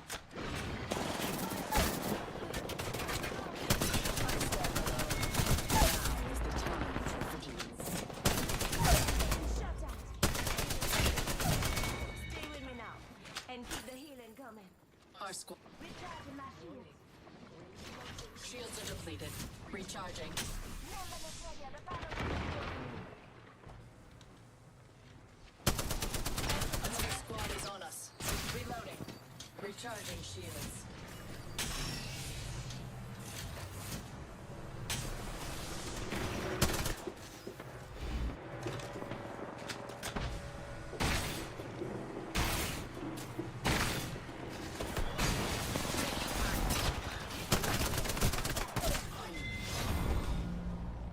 Death is a paradoxical quest. It ends, but never truly begins.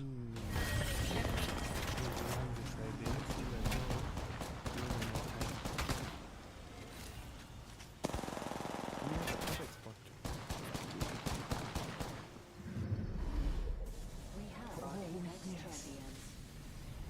That's cracked. Almost to the end.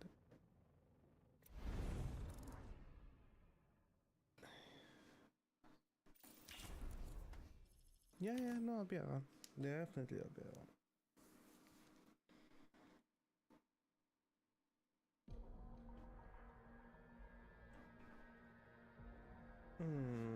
Yeah. Get your rest, you know. Both of it is important. Yeah.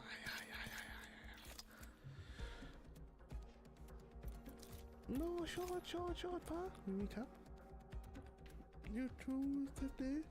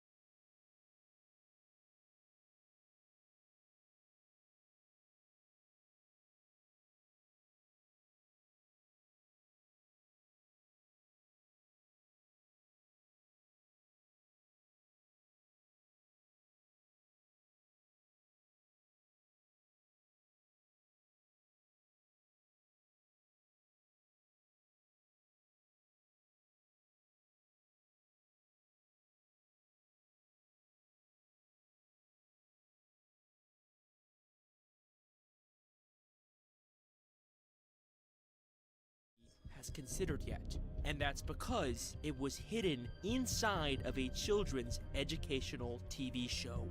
Teletubbies dares to ask a question that shows us the darkest, most horrifying fate for humanity. What if the sun was a baby?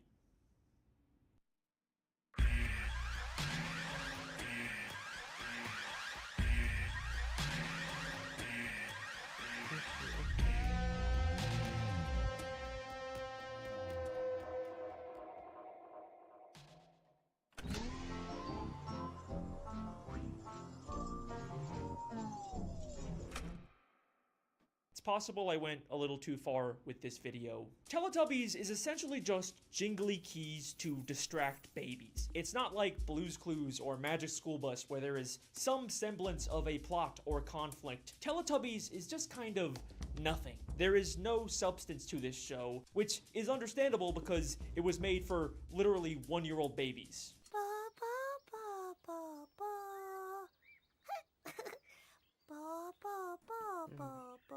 I will now try and describe the plot of this show. Teletubbies are these weird-looking alien baby things that live in a bunker in Teletubby Land, and they just kind of walk around doing nothing until a creepy speaker slowly comes out of the ground and tells them what to do.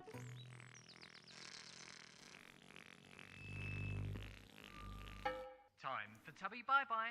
Time for Tubby Bye-Bye. And there is also this giant sun baby thing that is constantly watching and laughing at them. And there is also a windmill that sends videos to their stomachs of just some random kids also kind of doing nothing for like 5 minutes. Playing on the beach.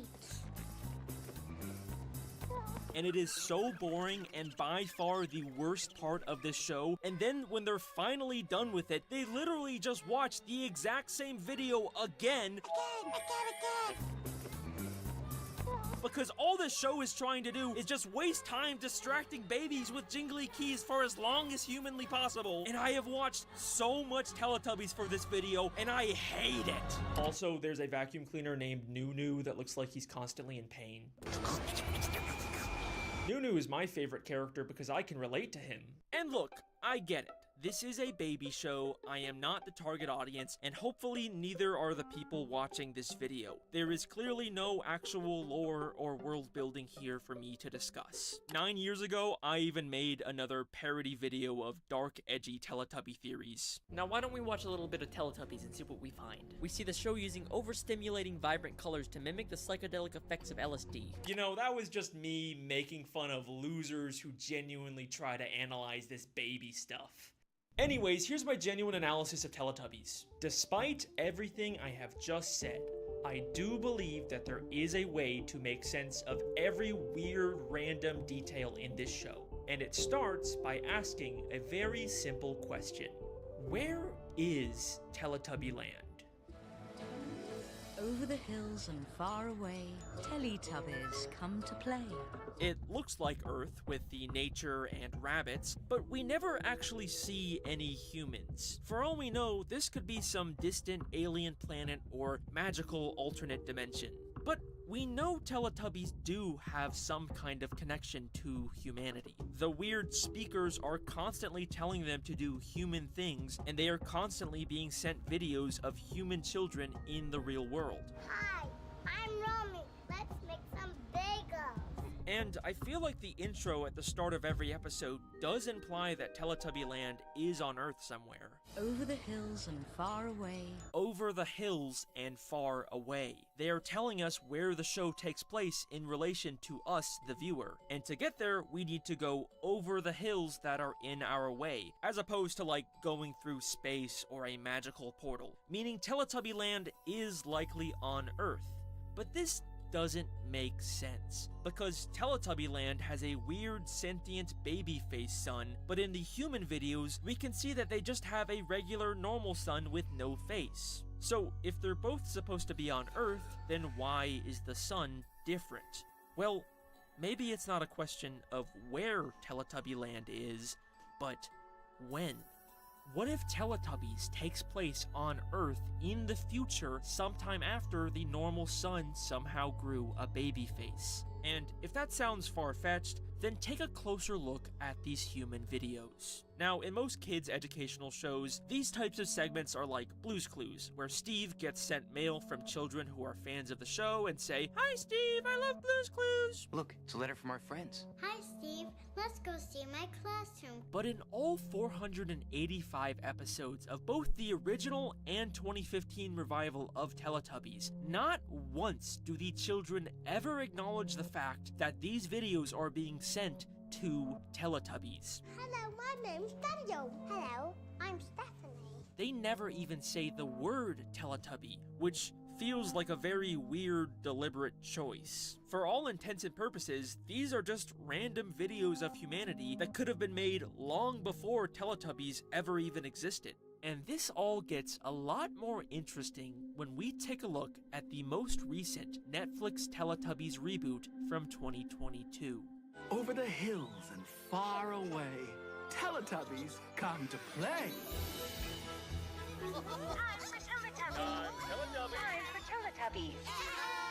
This reboot makes a couple very interesting changes to the show, one of them being to the human video segments.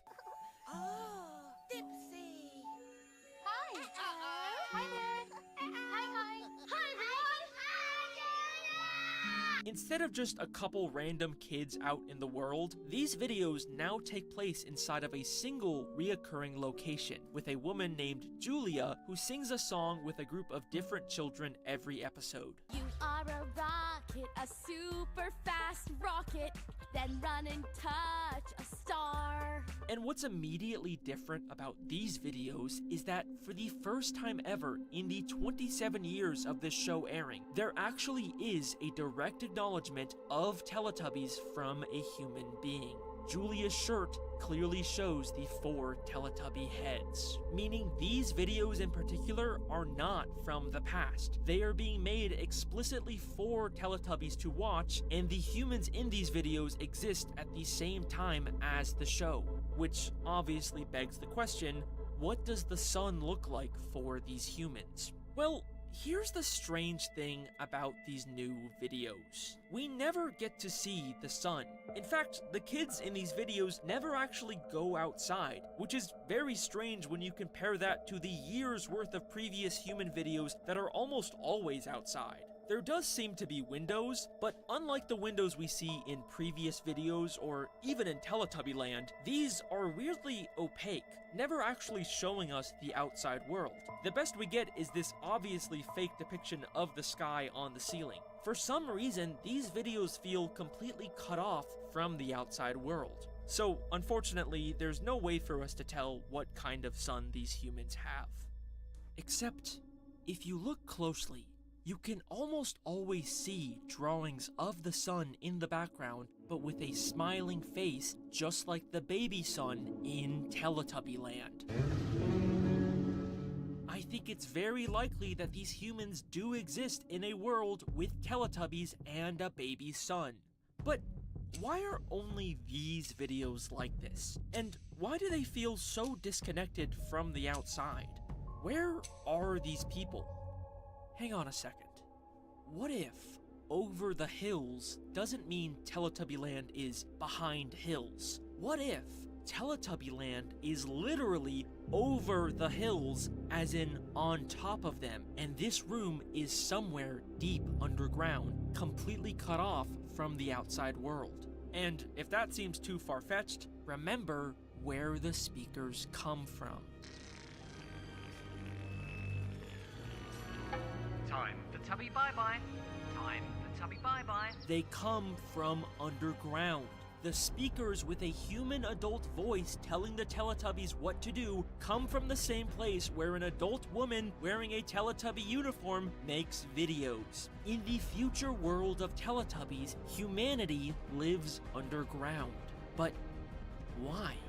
Well, once again, I think this all has to do with the sun.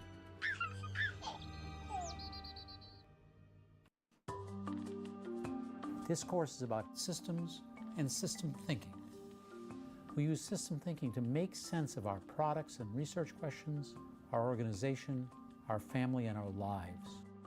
At the heart of it all is the idea that everything is a system.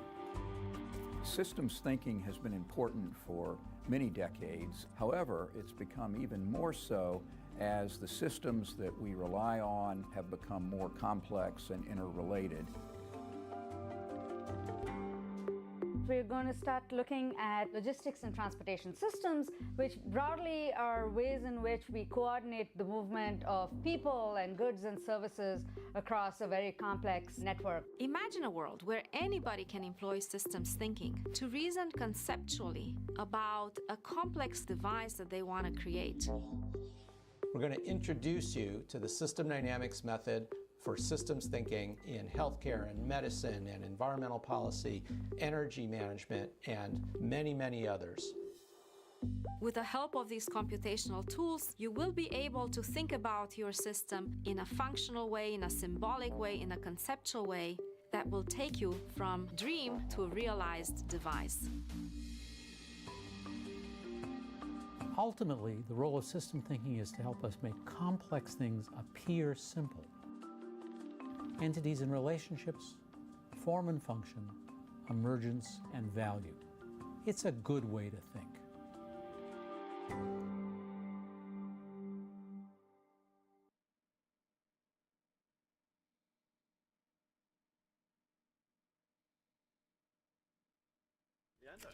Yes. I didn't have the necessary tools or the necessary knowledge to know how to take care of myself. After a couple of months in my job, I took out a loan. Top of my goals first was to rebuild my mama's house. I decided to get myself a car. Didn't understand the interest rates and all of that. I didn't have nobody to speak to. I couldn't keep up with the car payments. I couldn't keep up with my rent. I felt like I've made so much rash decisions. I could have taken time to actually assess and analyze situations, get to learn more about debt by going through the process. My financial understanding changed. I'm more literate when it comes to finances, more than ever before. I managed to buy my mama some furniture and decorations for the house. But again, it was because throughout the process, debt busters were literally just there with me every step of the way. I'm now in a position to make better decisions for myself. And the way that I'm running my financial life now is brilliant, man. Comparing now and before the process.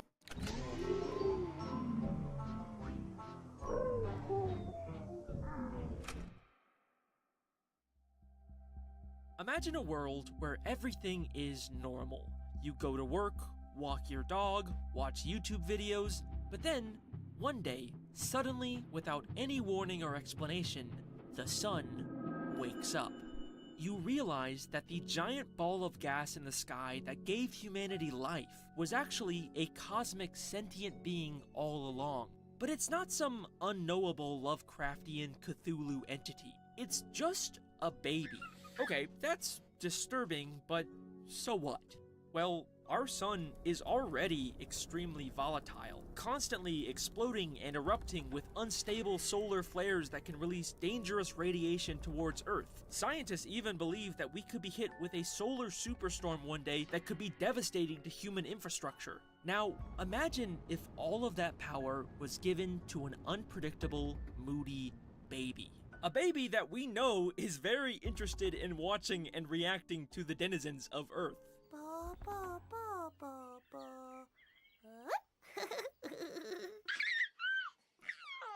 In fact, we could even see that when the baby sun gets a little too excited, the brightness of the sun suddenly increases.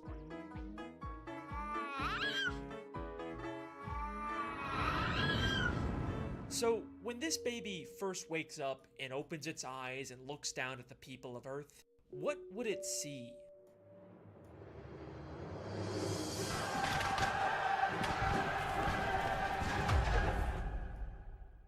That baby would immediately throw a massive tantrum. So if humanity went underground after this baby showed up, then I think it's because this baby had some kind of catastrophic effect on the Earth, making the surface completely uninhabitable for humans. And if you don't believe me yet, remember those drawings of a smiling sun we kept seeing in the new videos? Well, there actually is just a single episode of the reboot that shows a drawing of a sun without a face. But what's interesting is that it also shows people and a car and maybe even a police officer below the sun. Unlike the drawings with the smiling sun that only ever show grass and flowers and no signs of humanity, just like Teletubby Land. These drawings are telling us that when the smiling baby sun came out, humanity disappeared. Yes, I believe that Teletubbies is set in a post-apocalyptic world where humanity was forced underground because the baby sun woke up. But then, what exactly are these weird creatures we see on the surface? Well, even if humanity could survive underground forever, the sentient baby sun is still up there. If they're ever gonna reclaim the surface world, or even just prevent an even bigger world-destroying tantrum, they need to address this problem. So, how do you appease an unpredictable, moody baby with unlimited power? You jingle keys in front of them. The humans created Teletubbies, 4 creatures that could withstand the dangers of the sun, and sent them to the uninhabitable surface to keep the baby sun entertained and calm for as long as possible. Teletubbies literally is jingly keys for a baby. Every episode starts and ends with this baby. They are constantly cutting back to the sun's reaction every time the Teletubbies do something.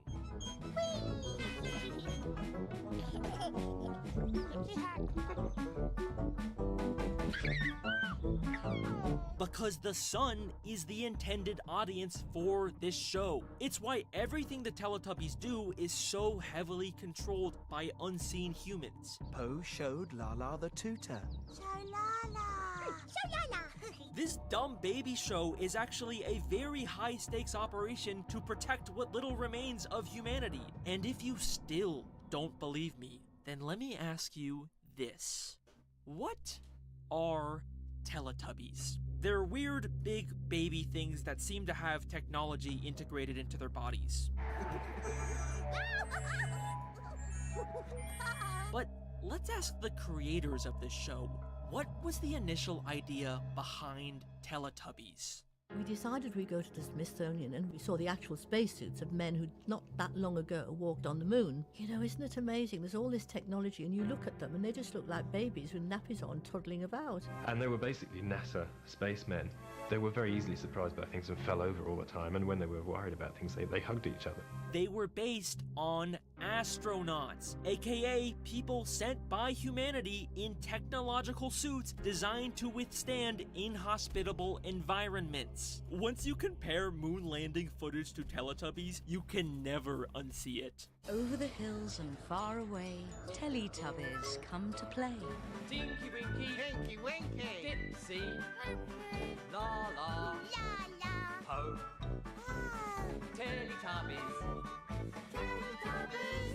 say hello.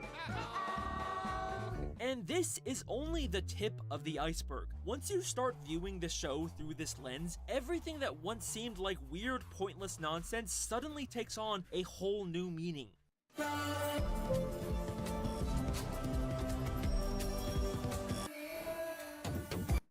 The Teletubbies live in a bunker-type structure beneath a hill, a shelter designed specifically to survive a harsh environment. The Teletubbies are surrounded by advanced technology that obviously these dumb baby creatures didn't make.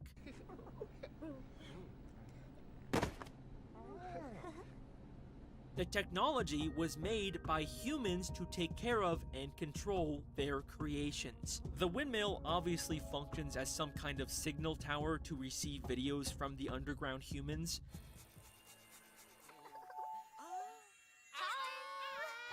But it also works as a form of renewable energy in this world without any functioning human infrastructure. Teletubby Land itself is covered in plants, the only form of life that would be able to adapt and thrive in harsh sunlight. The Teletubby shelter has been completely covered in grass, and we see flowers suddenly popping up all the time. It was a really big flower. Clearly, plants are thriving in this new sun baby world. Okay, but what about the rabbits? Why are they the only animal we see on the surface? It's not like rabbits are especially resilient to sunlight. Well, what are rabbits known for? Firstly, they are extremely fast breeders. They would be the perfect species to send to the surface to quickly repopulate the Earth's ecosystem. In fact, they are such fast breeders that apparently the crew filming the show kept having to pause the shoot because the rabbits kept having sex in the background. And secondly, rabbits are also commonly used by humans for laboratory testing and genetic modification. So maybe, much like the Teletubbies, these rabbits were genetically modified by humans to survive the surface world. This theory wraps up a lot of loose ends about the original show. But once again, the 2022 Netflix Teletubbies reboot has some very interesting differences. And this is where things get a little more disturbing.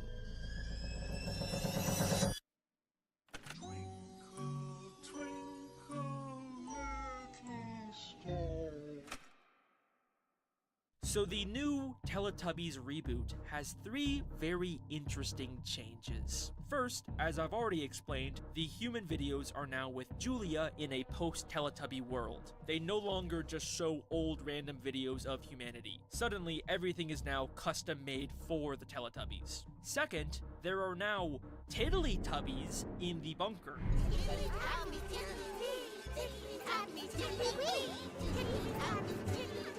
These horrifying CGI monstrosities are new baby Teletubbies that just exist now with no explanation.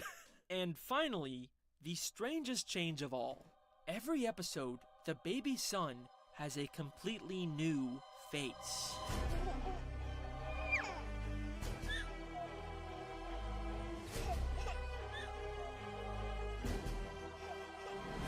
Why? What does this mean? All of these changes are so sudden and random, and none of them really fit into my theory. You guys don't understand. I have watched hours and hours of this extremely boring baby show to try and make sense of this, and I almost gave up. But then, I finally found a single episode of Teletubbies that changed my entire view of this universe. Episode 56 of the 2015 revival called Twinkle Twinkle. In this single episode, for the first and only time in the over 500 episodes of Teletubby canon, it becomes night, and we watch the Teletubbies leave their bunker and look up at the night sky. Oh, ugh. Tinky Winky saw a star. Ah, Tinky Winky star! The star was making music. Twinkle, twinkle, little star, how I wonder what you are. Tinky Winky discovers a star that is singing to him, and for me, this implies three things. First, there are other sentient stars out there. It's not just our sun. For all we know, all stars in this universe could actually be sentient. And second, the star has an adult voice. So this is likely what our baby sun will one day grow into. And finally, the most unsettling implication here is that other stars have begun to notice the Teletubbies. And suddenly, the 2022 reboot makes a lot more sense. Humanity's plan to use Teletubbies to entertain the cosmic horror baby sun worked, but it worked a little too well, because now they've started attracting other baby suns. This is a whole new problem for humanity, and 4 Teletubbies is not enough to appease all of these sun babies, which is why they've suddenly begun to create more. Suddenly, just watching old videos of humanity isn't enough. The humans below the earth have to custom make higher quality videos with more children.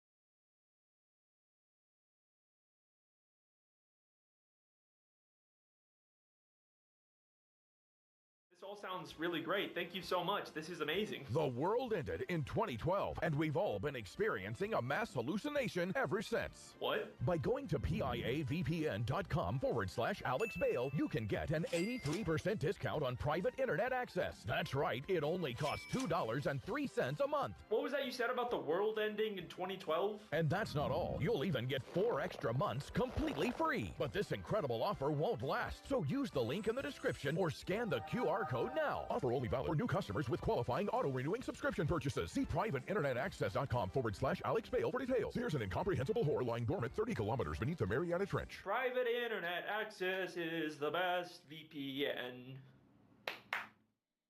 So, what exactly is happening when the characters in these movies sing? I'm not talking about when they're performing on stage in front of a crowd. I'm talking about when the characters are in the school hallways or the cafeteria, and suddenly, without any warning or explanation, the entire school breaks out into a highly choreographed musical number and then just moves on from it like nothing ever happened. No, but seriously, guys, this summer I gotta make bank. Like, what's really going on here? Are the characters aware of the fact that they just sang an entire song? Was this an impromptu flash mob that they planned? No, obviously not. We're supposed to assume that these are just fantasy sequences that only we, the audience, can see. Or that's what I originally thought. But then I took a closer look at these musical numbers and I started to notice a very strange pattern. In the first High School Musical, Gabriella is the new girl at school, and the first time she experiences one of these spontaneous musical numbers is in the Stick to the Status Quo song in the cafeteria. Now, Gabriella doesn't enter until about halfway through the song, but she has a very interesting reaction to it.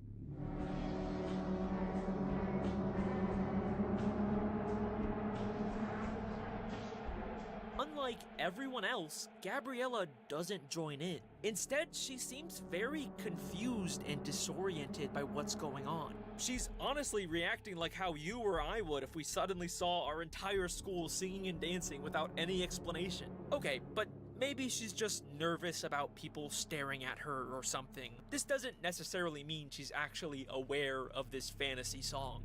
But this isn't the only time where something like this happens. In High School Musical 2, when Troy starts dancing in Work This Out, look at everyone's initial reaction. For a moment, they're all like, whoa, why the hell are you dancing, Troy? At first, they are confused by the nature of these spontaneous songs before they all magically join in too. And if you still don't think that this is weird, then let me show you one final example that can't be explained away so easily. An example that legitimately creeps me out every time I see it. High School Musical 3 once again has another big cafeteria musical number with Sharpay and Ryan. Imagine having everything we ever dreamed. Don't you want it? Maybe. Can't you see it? Kinda. And there's initially nothing strange about it. Until when the background students suddenly join in on the song without any explanation. Look closely at Ryan's reaction. You want it all, want it, know that you want it. It's very easy to miss with Sharpay in front of him, but Ryan is clearly extremely confused by the other students suddenly dancing around him. Unlike the other examples, there is no other possible explanation here. In this moment, Ryan is 100% aware of the fact that he is experiencing an unexplainable, spontaneous musical scene, and he looks deeply disturbed by this. This is a very intentional choice by the filmmakers. They are directly telling us that we should be questioning the logic of these musical scenes, which has some pretty disturbing implications about this world. Now, eventually Ryan does get pulled into the song like everyone else, but look at what happens after the song ends and we come back to reality. It's ours, Ryan. Not only are they both still posing and out of breath, like they did actually sing that entire song, it wasn't just something that they imagined, but also look at Ryan's face.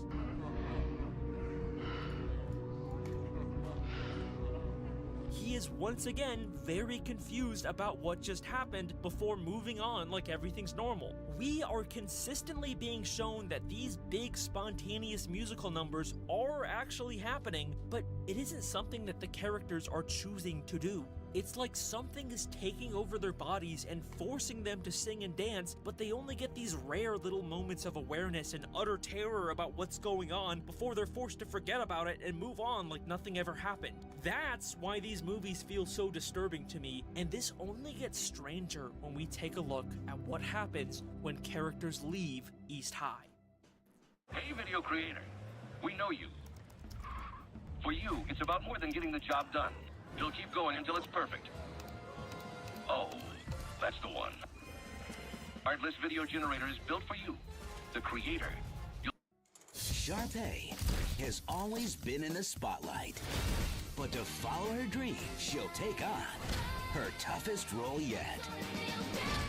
Sharpay's Fabulous Adventure is a spin-off after High School Musical 3 that follows Sharpay moving to New York to pursue her dreams of becoming a Broadway star. But what's strange about this movie is that it's not a musical. I mean, Sharpay does perform some diegetic songs on stage for an audience, but unlike all the other movies in this franchise, this movie has no spontaneous fantasy songs, which is really weird because Sharpay is like the most iconic musical character in this franchise. It almost feels like whatever causes people to spontaneously sing in this universe only exists in East High, or at least in the surrounding area. SNL did this parody sketch with Zac Efron that feels more accurate every time I watch these movies. High School Musical 4, new senior class! I'm here to talk about what happens after you leave East High. Here's the deal. No one sings at college. What? People just stared at me. And from what I can tell, this is America's only singing high school.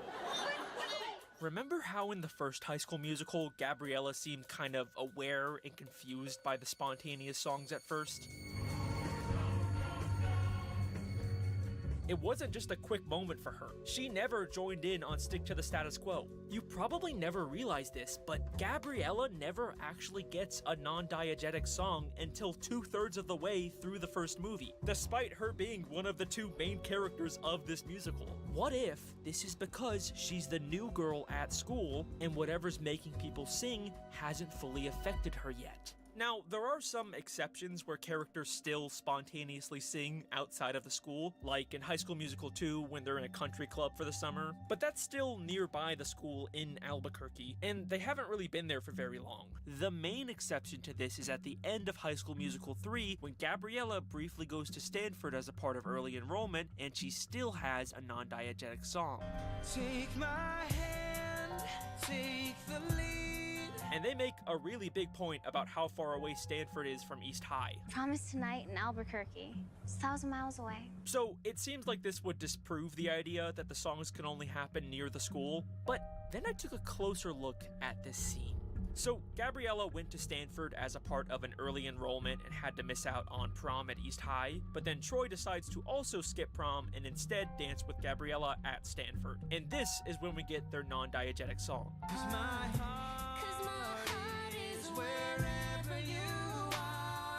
But during the song, they're both briefly transported to East High's prom with all of their friends.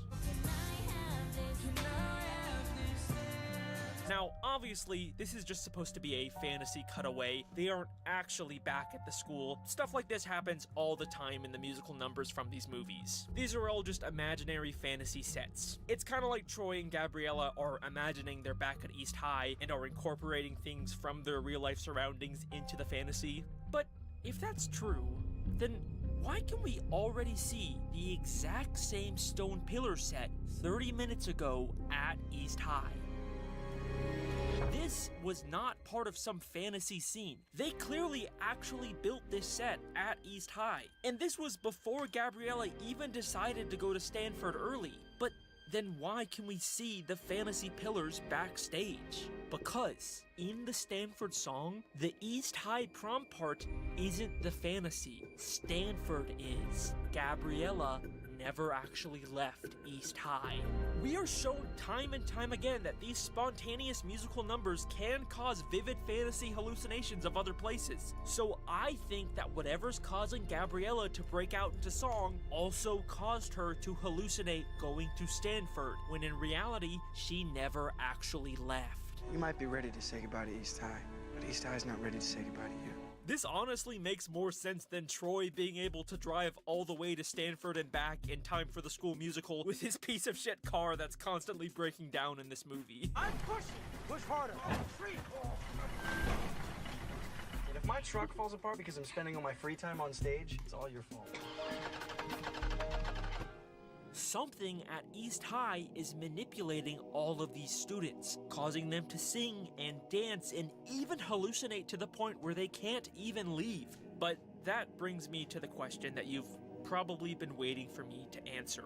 What exactly is causing all of this? Why does this school seem to have this strange power over all of the students? And to be honest, for the first time ever in one of these videos, I don't actually have an answer for you. I have 5. Yes, I have come up with 5 different possible explanations for the strange phenomenon going on at East High. For the first time ever, we are doing an official Alex Bale theory iceberg, and you get to decide which one you like the best. And I'm going to be sharing each of them with you in order from sort of tame and realistic to completely batshit insane, crazy, and stupid. Some of these are going to be a little more in-depth than the others, and some of these are just going to be kind of fucking crazy, so, you know, just mentally prepare yourself for that. Without further ado, starting with the very tip of the iceberg, here is the most boring, tame, believable theory I can come up with. This is all just lazy writing and coincidences, and I'm overthinking little things that actually mean nothing. This one's probably the correct answer. I mean, this is probably the correct answer to all of my theories, but, you know, that's no fun, and you're not watching a YouTube fan theory for the, you know, the boring, realistic answer, so, you know, let's just move on from this one. I'm not actually counting this as one of the 5.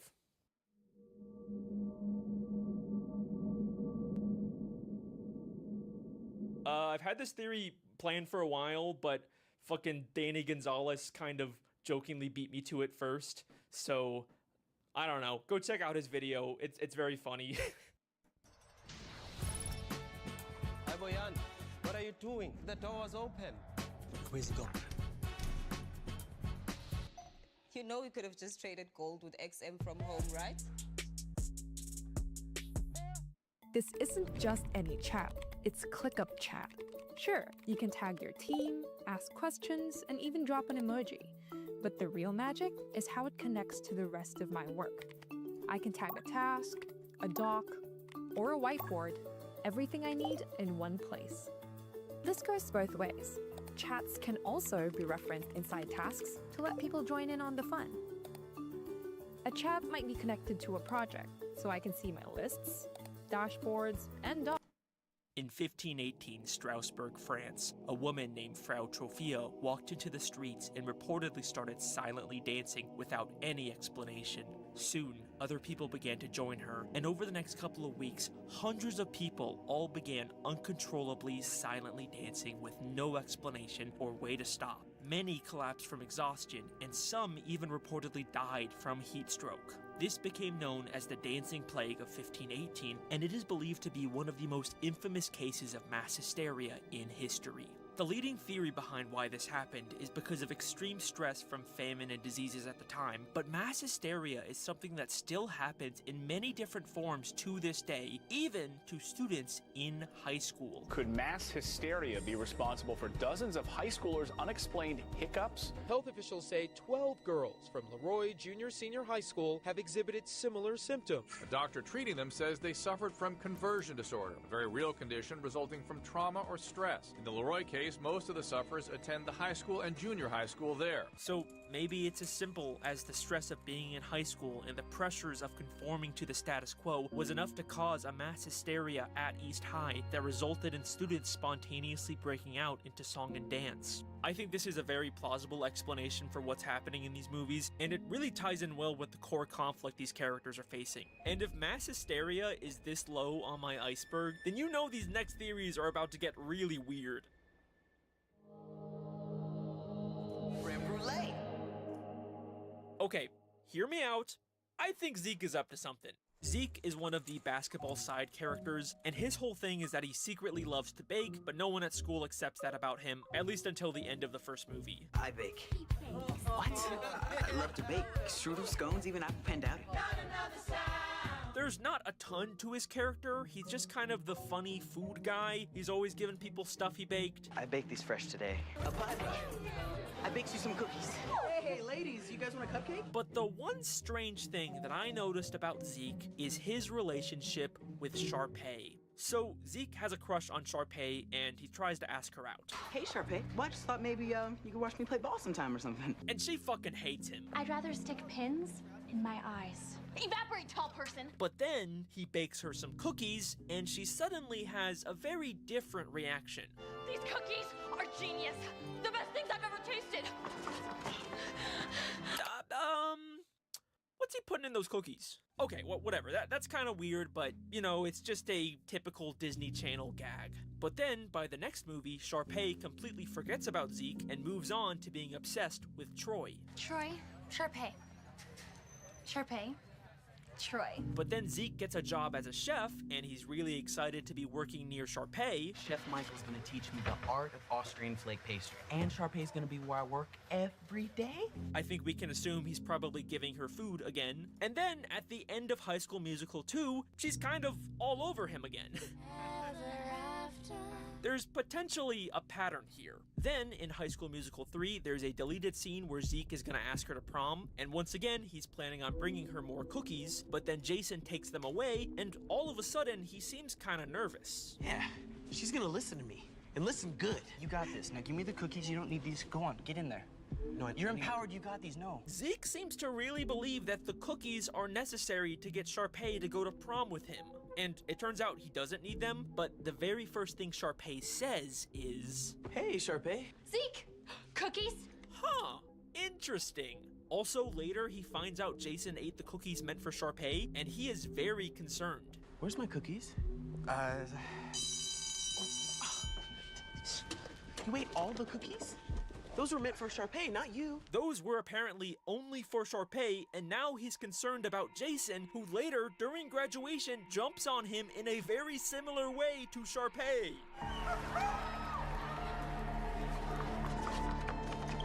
Those were meant for Sharpay, not you. So, what exactly is Zeke putting in these cookies? And look, I'd be willing to just call this a weird running gag with some maybe uncomfortable implications, but it's not just Sharpay that Zeke manipulates with his cooking. In the first movie, all the basketball boys sort of trick Troy and Gabriella into breaking up, and later they feel bad about it and decide to confess what they did to Troy. Gabriella won't even talk to me, and I don't know why.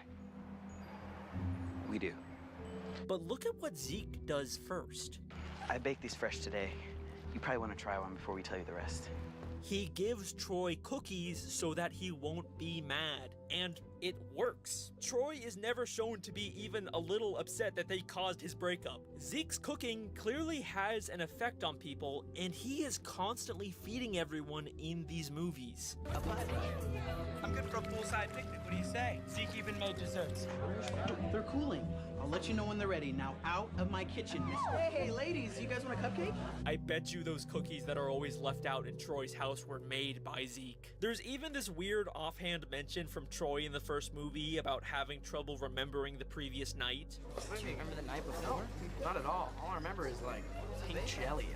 And he says the only thing he can remember is pink jelly. All I remember is like pink jelly. Which, I don't know, kind of sounds like something Zeke could have made him. I love to bake. Strudel, scones, even apple pandowdy. What if Zeke is putting something in the food that's causing all the strange behavior we see at East High?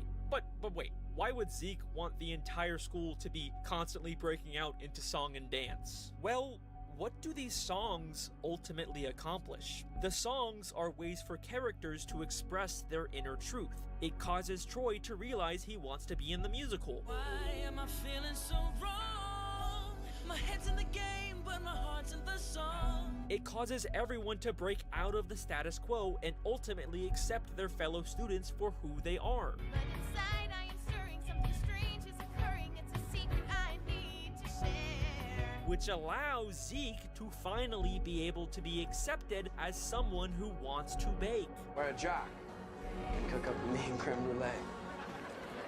Yes, I think the entire reason for all the craziness going on at East High is because Zeke is drugging people with his cooking to make them more accepting of him as a baker. Someday I'll make the perfect creme brulee. I know that this is a really insane idea that has some admittedly uncomfortable implications, but you know, you gotta admit there is a surprising amount of evidence for it. I couldn't not bring it up. Well, at least we know these theories can't possibly get any weirder than this. Okay, wait.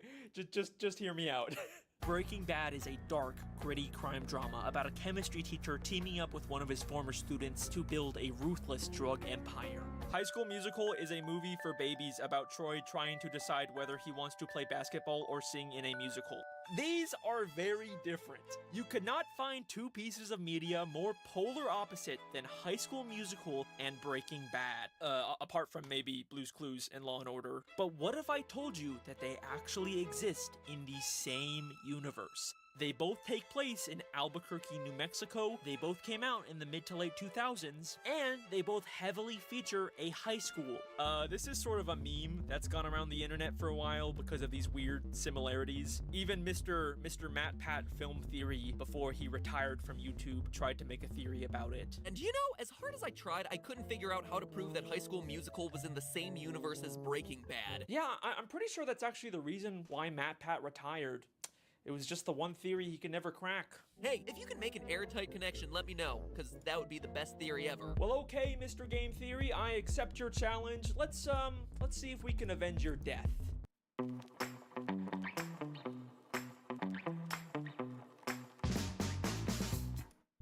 So, with all the strange behavior and hallucinations in High School Musical, there is clearly a possibility that everyone is being drugged. But what if instead of Zeke being behind it, everyone instead got hooked on a new popular drug that's going around town, Heisenberg's signature blue meth? This is pure glass. This is art. A drug that Breaking Bad has established can cause hallucinations.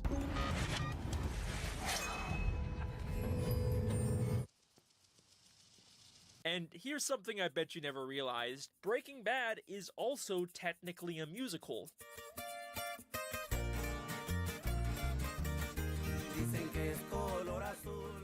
One of the episodes opens with a random band recapping the show's plot in the desert, and it's never acknowledged again. So yes, technically, we can also call Breaking Bad a musical. Gabriella is also referred to as a freaky genius. I don't want to be the school's freaky genius girl again. And is shown doing lots of chemistry with blue liquids, and is even shown teaching chemistry using blue rocks. Okay, but these are just, you know, cute little connections. None of this really definitively connects these two worlds. It's gonna take more than that to avenge Matt Pat. Well, let me ask you a question that you've probably never really considered.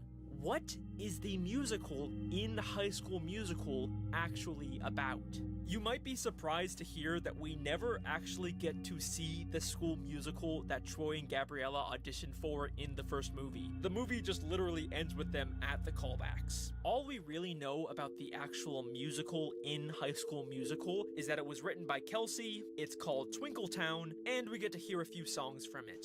I've been looking for. And you know what? The more I looked into the plot of this musical, the more I began to realize how much it eerily lines up with the plot of Breaking Bad. I know that sounds crazy, but just stick with me on this one. The first song is called What I've Been Looking For, and it's sort of vaguely about two people embracing a new relationship together. I've been looking for. You might assume that it's a romantic relationship since it's sung by Troy and Gabriella, but Ryan and Sharpay also auditioned for the same role, and they're brother and sister, so I'm just gonna assume it's more of a platonic relationship. It's hard to believe that I couldn't see you were always there beside me. It's hard to believe that I couldn't see that you were always there beside me. This is a relationship between two people who knew each other for some time before, but only now do they see each other in a new light. Jesse was Walter's student, who he never really thought much of, until he later found out that Jesse was secretly a meth cook. Honestly, I never expected you to amount to much, but methamphetamine? I didn't picture that. So they decided to partner up. I've never had someone that knows me like you do, the way you do. I've never had someone that knows me like you do. Jesse is the only person in Walter's life who knows about his secret criminal activities. So lonely before I finally found what I've been looking for. I finally found what I've been looking for. Walter was living a sad, unfulfilling life before he partnered with Jesse. I am an extremely overqualified high school chemistry teacher. I have watched all of my colleagues and friends surpass me in every way imaginable, and within 18 months, I will be dead. But now he's discovered his true calling and finally found the exciting life that he's been looking for.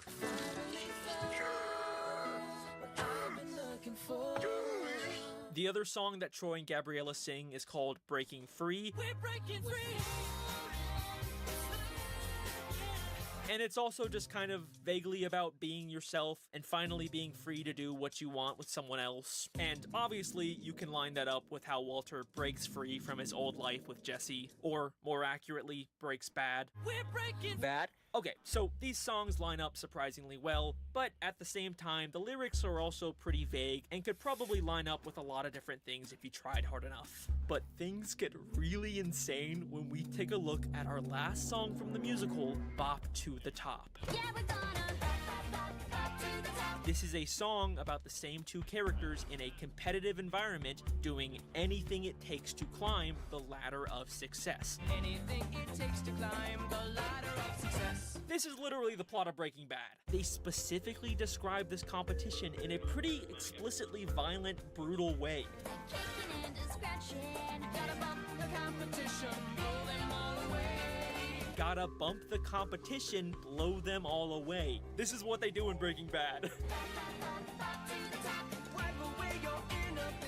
Wipe away your inhibitions. Walter's whole arc in the show is about giving up his moral qualms and giving into his dark side. He's wiping away his inhibitions to achieve success in the criminal world. They also randomly start speaking Spanish in this song.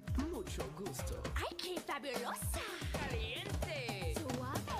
And obviously all the Mexican cartel members in Breaking Bad primarily speak Spanish. Este no habla ni una palabra de español. Ryan is wearing a fedora just like Heisenberg, and Sharpay is wearing a very blue dress, the signature color of Walter's meth. Heisenberg is dancing with his meth to climb to the top of the criminal world.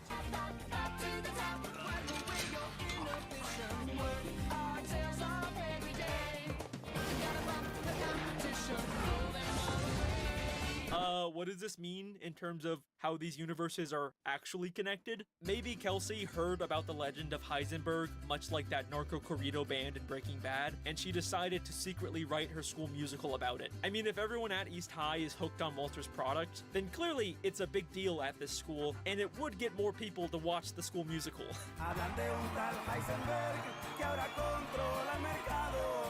Okay, well there you go, Mr. Matt Pat. There's my attempt at connecting these two pieces of media. I guess this means I get to be the new host of Game Theory? That's how that works? Yeah? Anyways, thanks so much for watching. Those are my High School Musical theories. Make sure to like and subscribe and tell me which one you think is the best. Wait. What do you mean there's two more theories? No. You can't possibly get crazier than a Breaking Bad High School Musical theory. That's clearly the limit. You can't get any more insane than that.